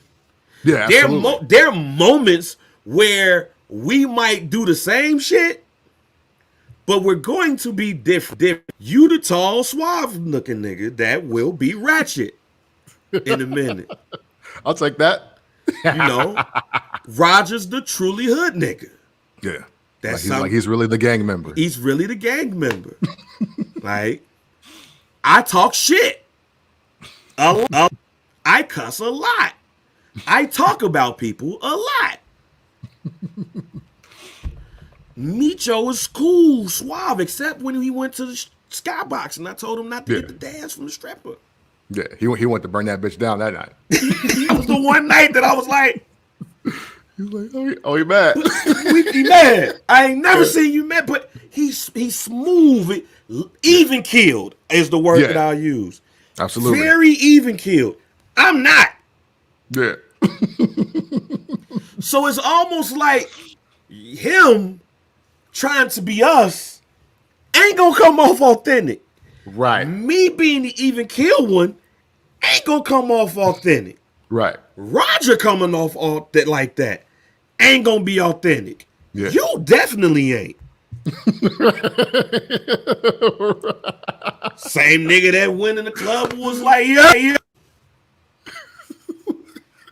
Whichever one won't go too far, but it's like they all trying to be one version of each, and we're not a monolith. Period. Right. Yes. Facts. So it's like, fam, all of y'all ain't gotta be that. Yeah. You can be this, you can be that, but you can't be all of that. And that's what is making me feel like. Okay. So now to your point, because honestly, when I seen it form, I had this thought in my mind, but I was like, well, let's see how this plays out before I ask this question. And since you brought up what you brought up, and I really did want to ask this, does this faction look authentic, stronger, what have you, with AJ Francis at the front? No, Okay. I said all of that, and I'll say this: it looks better if it's just. Okay. It looks better if it's 2 to 3 people. Honestly, man, like they could give me Shawn Michaels Diesel vibes real quick. Okay. They could give me an urban Shawn Michaels Diesel vibe real quick. But Brandy and Adonis, I have to go. Okay. I haven't seen anything that they brought yet. And maybe it's coming long-term storyline, so I'm not dissing it now. But them two have not really shown me personally any reason for them to be involved in this. Yeah. Like day one, AJ is picked up, like caught Leon Ruff and threw him. That was hard. I haven't seen Adonis or Brandy do shit. Like I said, I haven't seen her do anything but this. Yeah, right. And post how hit row is the future. Hit row. Like that's it. Yeah. She's not the sensational Sherry of the group, my G. And this ain't Harlem Heat. Yeah, she's literally Tasha from Bone Thugs and Harmony. Literally. And then we realized she was in the group. Right. That right there, Cam, might be one of the best examples that you've ever done on the show. Thank you. Let me just let you know. Like, oh, they got the girl singing on the group. Yeah, oh, she's Tasha. Damn, that is accurate as fuck, fam. Like, yo. Yeah, I thought don't you know Thuggish Rocky's he was like, oh, you're the girl in the group too. Okay, that's cool. But then like we don't see her again. Like ever. Until she signed that motherfucker on Instagram a couple of weeks ago. That is a mess. And Bone Thugs was definitely not in Lexington. Tasha was definitely not in Lexington with Bone Thugs this week. No. Because they back on tour. I know it because I got the job shit. Yeah. But she's Tasha. And Adonis is flesh and bone.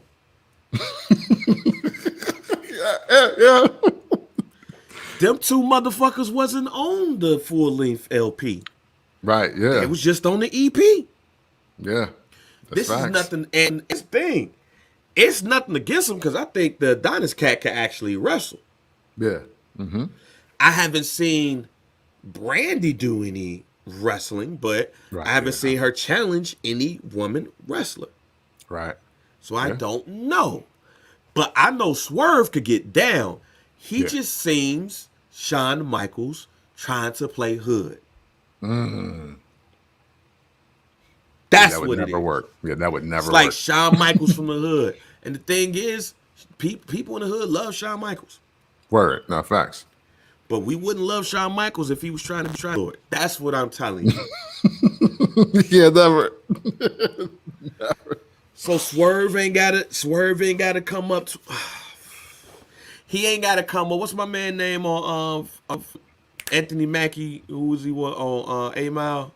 Oh, Papa Doc. Yeah, he ain't got a Papa Doctor situation, G. Cause he bro, you don't understand. Fam, like you right, yeah. Like why do you have scoliosis? What the fuck is wrong with you? Right. You try to we ain't gotta do all that, fam. Yeah. That's way too much for me specifically. And I like the group, but you ain't gotta be Shawn Michaels from the hood. But AJ, that motherfucker keep doing what he doing. He got it. Keep doing you, brother. No, I agree. Keep doing you. Just give him some better beats to rap over too. Yeah. Don't give him the boom boom boom boom boom boom boom boom. Give him some shit that he can actually stay on beat on.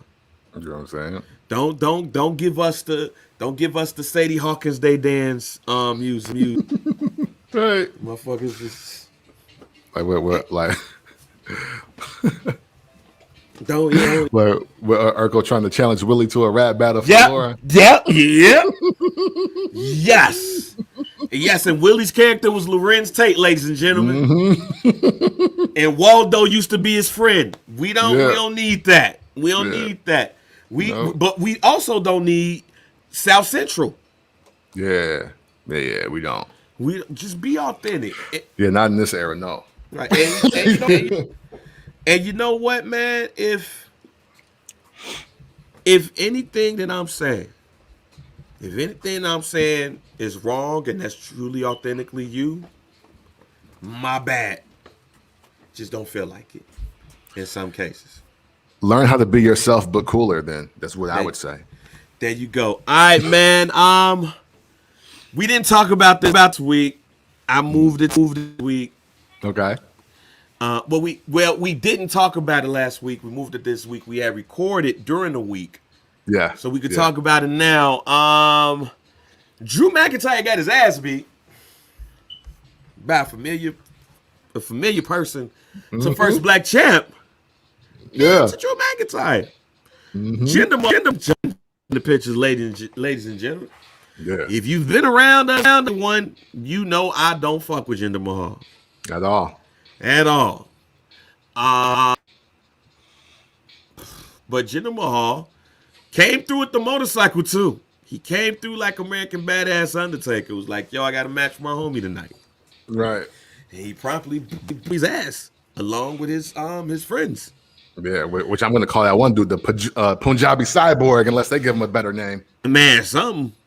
But what was your thoughts on seeing Jinder Mahal back, not only back, but looking like he ain't got the bumps on his back either? Yeah, I know, right? He like, got all that shit proactive or whatever. I don't know, but man, you know what? I think Jinder Mahal being back, right? It makes me think like, yo, we really don't have any wrestlers that we hate. You know what I'm saying? Like I'm not here to cape for Jinder Mahal at all, but like there is something about having wrestlers that you hate versus wrestlers that you don't want to watch. Right. You know what I'm saying? Like Baron Corbin, I think, mastered being hated. Jinder Mahal mastered being hated. And it's better to be that than to be somebody that you just don't want to watch. So I'm pro this because Jinder Mahal, if nothing else, I know will get a rise out of bang because he hates seeing dude ass. Yeah. His words, like verbatim. You know what I'm saying? I'm not sure if I like where the character is going to go. Like, I don't know if I want to see Americanized Jinder Mahal, to keep it a being with you. I don't know if I want to see that. But I do want to see a guy that people legit hate on somebody's program. You know what I'm saying? Like, I do want to see that.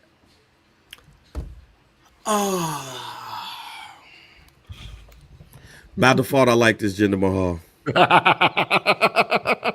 Let's go. I knew this was coming. That's why I've been smiling since the segment started. So go ahead. By default, I like this Jinder Mahal, ladies and gentlemen. Because I am starting to hate Drew McIntyre. This motherfucker started talking about where the sword is from. Joe. Give a fuck. Yeah. And that's how Jinder Mahal felt. Right. This motherfucker's been trying to give us a goddamn history lesson for the past 4 months. Yeah. I mean, at this point, he's the real Dean Douglas. Yes. At this point.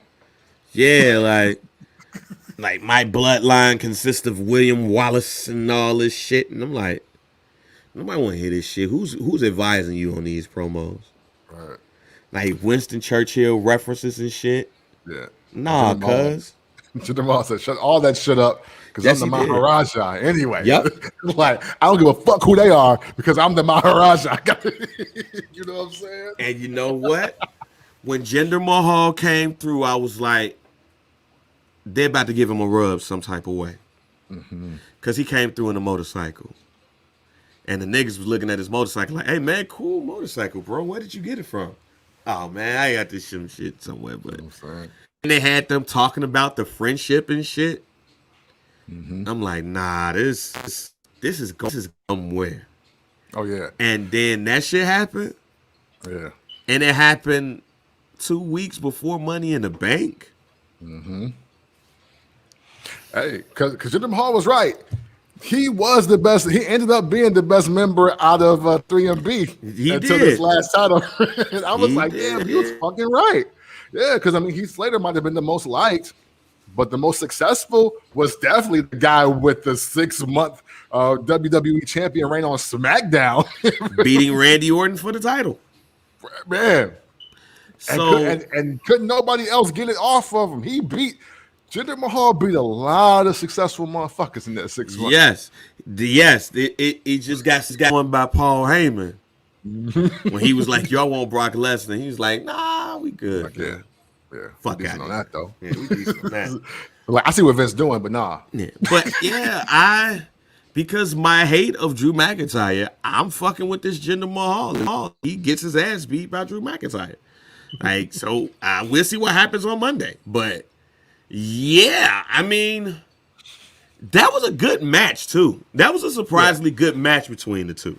Yes, facts. And I didn't realize how big Jinder Mahal was until standing next to Drew McIntyre, and they like this with bigger Drew McIntyre.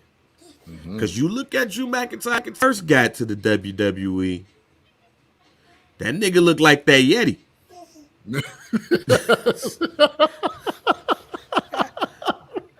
With blue and white tights. Oh, shit. Now this nigga look like a whole goddamn Mack truck. Yeah, man. Yeah. Him standing next to Drew McIntyre in a match is like, okay, this shit's believable. Yeah. And then he fucked him up. Oh, this shit's lit. Just like that. And in then 10 minutes, it all made sense. And then I looked at myself and I said, shit. I just congratulated Jinder Mahal. Oh, shit. So yeah, man, I gotta give it to Jinder Mahal, man. I'm interested to see where this goes. I think the one thing about letting a load of people go is that you're gonna get people in that you're gonna be able to get a chance to see them shine. I think bringing a Jinder Mahal person in, and again, I've never been the biggest Jinder Mahal fan, and I'll even go further. I've never been a big Jinder Mahal fan since the day that I first saw him. Okay. When they brought his ass out with Great Khali and shit. I wasn't a big fan of Jinder Mahal when he was going up against Seth Rollins in the NXT finals for the NXT championship. I have never been a Jinder Mahal guy. Okay. Until last Monday when he went up Drew McIntyre. Where this goes, I don't know, but he got a week. Okay. Out of me. But with people not on TV no more. Like, no Braun Strowman. Who's going? I'm not saying somebody has to take Braun Strowman's place, because you can't. But who is there to be a body on screen that can tell a story? And for what it was worth, Jinder Mahal told a good story when he was the champ. So we'll see how that goes. And last but not least, man, and we don't talk about MMA on the show unless it's some real shit that happens. And last night, some real shit happened. Conor McGregor had win against Dustin Poirier last night for, I believe it was the lightweight title. Yeah. And Conor McGregor was talking about how he was going to put him on a stretcher and kill him and all these things. And Dustin Poirier was not put on a stretcher last night.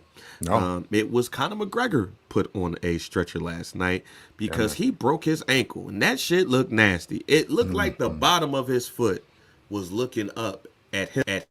But before I even go further, like your thoughts on that, hey, this is not a third or fourth time I've seen a motherfucker break his leg. Yeah, man. I mean, listen, man. As much as I enjoy combat sports of all kinds, and as much as I like to see somebody get their ass whooped or whoop some ass, our bodies as human beings, our bodies are not meant to do these things on a monthly basis, on a weekly basis, definitely on a daily basis. You even teetering around the year, you know what I'm saying, based on how this goes. You know, I don't know if I teeter into the Conor McGregor fan column, but yeah, man, these are just the real life consequences of being a combat fighter. You know what I'm saying? And even if Conor was down to like, no, don't stop this match, fuck that shit. Like, I'll fight with one ankle. That's fine if you want to do that. But then, yeah, you know what? Dana White and the board, if you will, and the ref and the doctors, they have to speak against that. Now, Conor talk a lot of shit about homie. And sometimes, even when you turn it all the way up to 10 for the cameras and to sell the fight, you say some shit that might come back to haunt you. And I think, you know what? Since the Nick Diaz fight, I think Conor McGregor's been running into that. It's been since the Khabib fight, really. Yeah, because that was before Nick Diaz, because Nick Diaz choked him after the Khabib fight, right? No, that was after. Okay. I don't think he won. I think he's won one fight since Khabib. Yeah. Because obviously, the Floyd shit count, but it don't. So, you know, but the point is, it's like, you know, man, combat fighting is for the short term, man. Like, if you get 5 years out of it, I hope you caked up. I hope you invested well, man. Get on out of there. That's everybody ain't gonna be Randy Couture. Like, it just ain't gonna happen. He clearly has. Yeah, you know what I'm saying?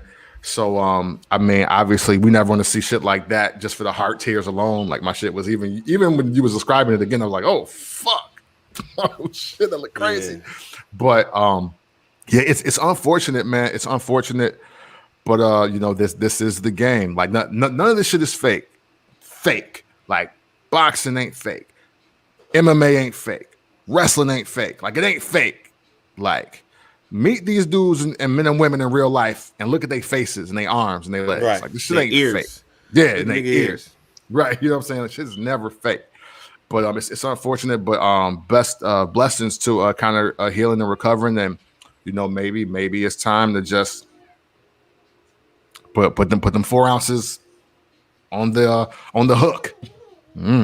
Yeah, like and I was right. Matter of fact, since the first Nate Diaz fight, he's 3-3 since he lost to the first Nate Diaz fight. Okay. He did defeat Nate Diaz after that. Then he defeated Eddie Perez. Then he lost to Khabib. Then he Donald Cerrone. And he's lost to Dustin Poirier twice. So he's been 500 since then, but he's been looking bad. He's been bad these last 2 matches because against Cerrone is a good competitor, but he's nowhere near on the level of Conor McGregor. So, but he did have like an amazing win streak, but we see how that goes. But yeah, man. Wow. I don't think Conor McGregor's retiring. No, he's not. But would it be a smart decision? Well, I'll say this. He's now at Mike Tyson territory. Towards Mike Tyson's end of his career. Okay. Is niggas gonna pay to see me? Yes. Mm-hmm. Niggas gonna pay to see me box. I might get my ass whooped, but they gonna get their money's worth because they gonna see me. He actually tweeted out this morning, you need people like me. Like the Scarface quote. Yeah. He's right. Because I also believe that Dana White don't want this dude to retire. Oh no, hell no. He was pissed as hell when he disappeared or retired after that Floyd shit. Like, let's be real. Like, the golden age of MMA is done. Oh yeah. Like that when we was anticipating who's gonna be fighting at UFC joint. And I think it's partly the UFC's fault. Right. They don't pay nobody. Yeah, there it is. Like John Bones Jones ain't getting in the ring until he gets paid, until he gets his equity. Conor McGregor got it and continues to get it because of, you know, what happened with the Floyd Mayweather fight. Yeah. He's actually the highest paid athlete of 2020, I believe. Oh shit. And that fight was like money. Yeah. You know, Yeah. Damn. Wow.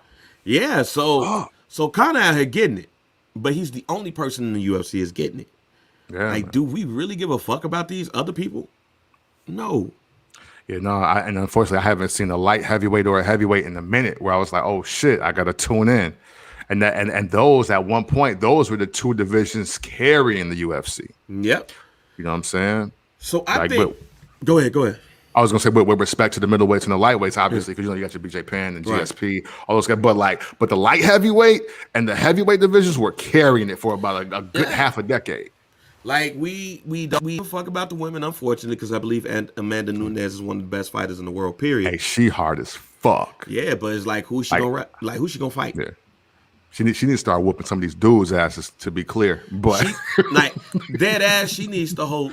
She needs to hope that in her fighting lifetime, Clarissa Shields becomes what she is in boxing for MMA. Because she did have a match. She came back and won, and she's with Professional Fighters League. And for that comes from boxing to go over to MMA. I don't give a fuck who she wrestled or who she fought and do that. Like, that's a good look. Because Yeah, men hell can't yeah. do that shit. James Toney couldn't do that shit. CM Punk couldn't do that. yeah, nah, So, not bad. yeah, so she would have to hope that Clarissa Shields becomes that in order for her to really see something. But yeah, like Jake Paul, I don't really fuck with Jake Paul like that. But it was funny seeing him get a chain of Conor McGregor at a chain made of Conor McGregor when he got knocked out by Poirier. Like, that's, first of all, that's when you might need to get a chain made of a nigga getting knocked out. Bruh. And then two, and of course, even more importantly, like, he ain't necessarily the best messenger, but the message he's been saying the last couple of times he said it, he said something around it is Dana White don't pay his people. Right. Yeah. Facts. That's why, for those who don't understand why MMA wrestler people go to boxing, it's because that's where the money is at. Yeah. Tyron Woodley, especially these Triller fights, especially. yeah, Tyron Woodley is going up against Jake Paul in boxing because that's where the money is at. So it's the day kind of really be like, yo, I'm out. Is you really gonna see if MMA is really lit as we think it should be? I mean, people still gonna go because white people like seeing shit like this. Yeah, facts. But it's never gonna be like it was back when we really started fucking with MMA heavily. Word. Yeah, Absolutely. so, all right, man. With that being said, do you got any guarantees? No, you know what? I gotta catch up. I gotta watch SmackDown, and I gotta just check the last episode of NXT. With all the call-ups and the things going on the road, I say nothing is for certain. The only thing I will guarantee is that people will definitely see who over and who not at Money in the Bank. All right. So with that being said, no, that's mine right there. So with that being said, let's go. I'm going ahead and rapid fire these Money in the Bank joints because it is next week. All right. So we do got the men's Money in the Bank set. Ricochet, John Morrison, Riddle, Drew McIntyre, Big E, Kevin Owens, King Nakamura, and Seth Rollins. Who you got? Shit. I'm still going Big E. Okay. Still going Big E. I'm still going Riddle, but we all know my dream. Just to reiterate it, my dream is for Big E to win it, and then once Big E win it, he cashes in the same night. I'll get to that later. Asuka, Naomi, Alexa Bliss, Nikki Cross, Liv Morgan, Zelina Vega, and two more people will be announced later. Money in the Bank match for the women's championship contract. Who you got? Right now, I'm picking one of the two other people. Okay. Because it's no reason for them to hold on this late for no reason. Right. I got Liv Morgan.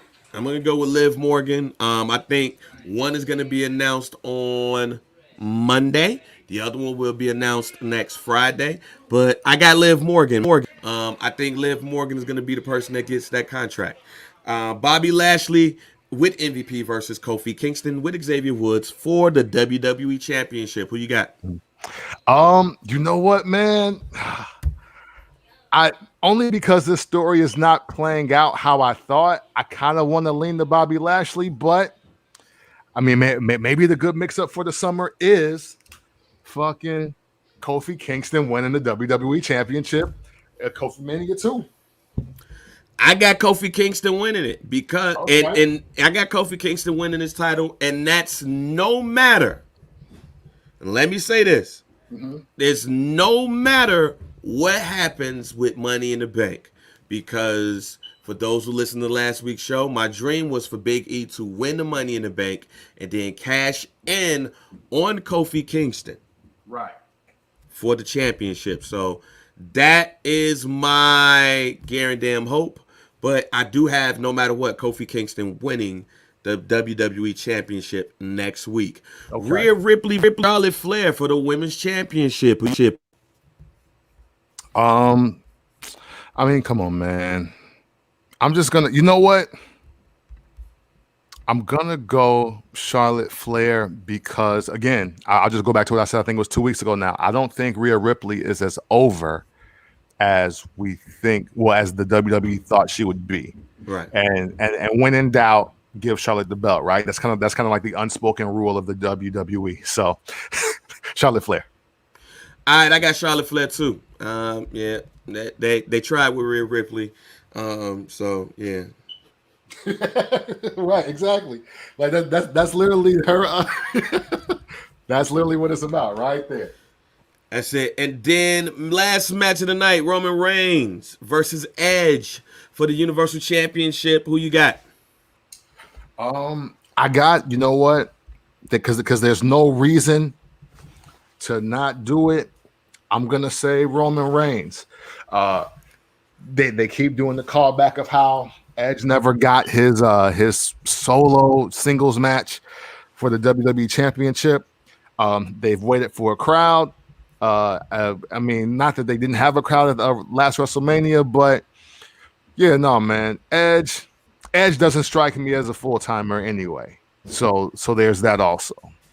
So yeah, Roman Reigns. I got Roman Reigns winning, but the person what's gonna happen is that Seth Rollins is gonna cost Edge the match. Ah, okay. Which sets up Roman Reigns versus John Cena, because apparently John Cena is locked in for SummerSlam. So they're not what my storyline would have been and that would have been John Cena going Bobby Lashley and telling him that he being championship, he's not being a real champion. Basically giving us these white values. But yeah, he's gonna go up against Roman Reigns, man. So it's gonna be Roman Reigns versus John Cena, and it's going to be Seth Rollins versus Edge.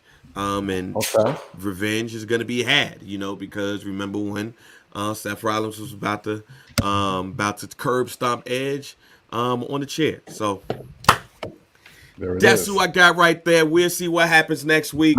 So, hey, man, thank y'all for checking out the show. Thank y'all for joining us for these 4 years. We appreciate everything that you guys have done for us. So make sure that you follow us on Instagram at fbc.pod. Make sure you get that merch. Click that link in that bio and go ahead and get that merch. Join the Facebook group First Black Champ and pass over the Camp from the Port. And if you ever want to check out wrestling in an unconventional way, for another year or so, you do so by checking out the First Black Champ podcast. Camp, bang. We are out.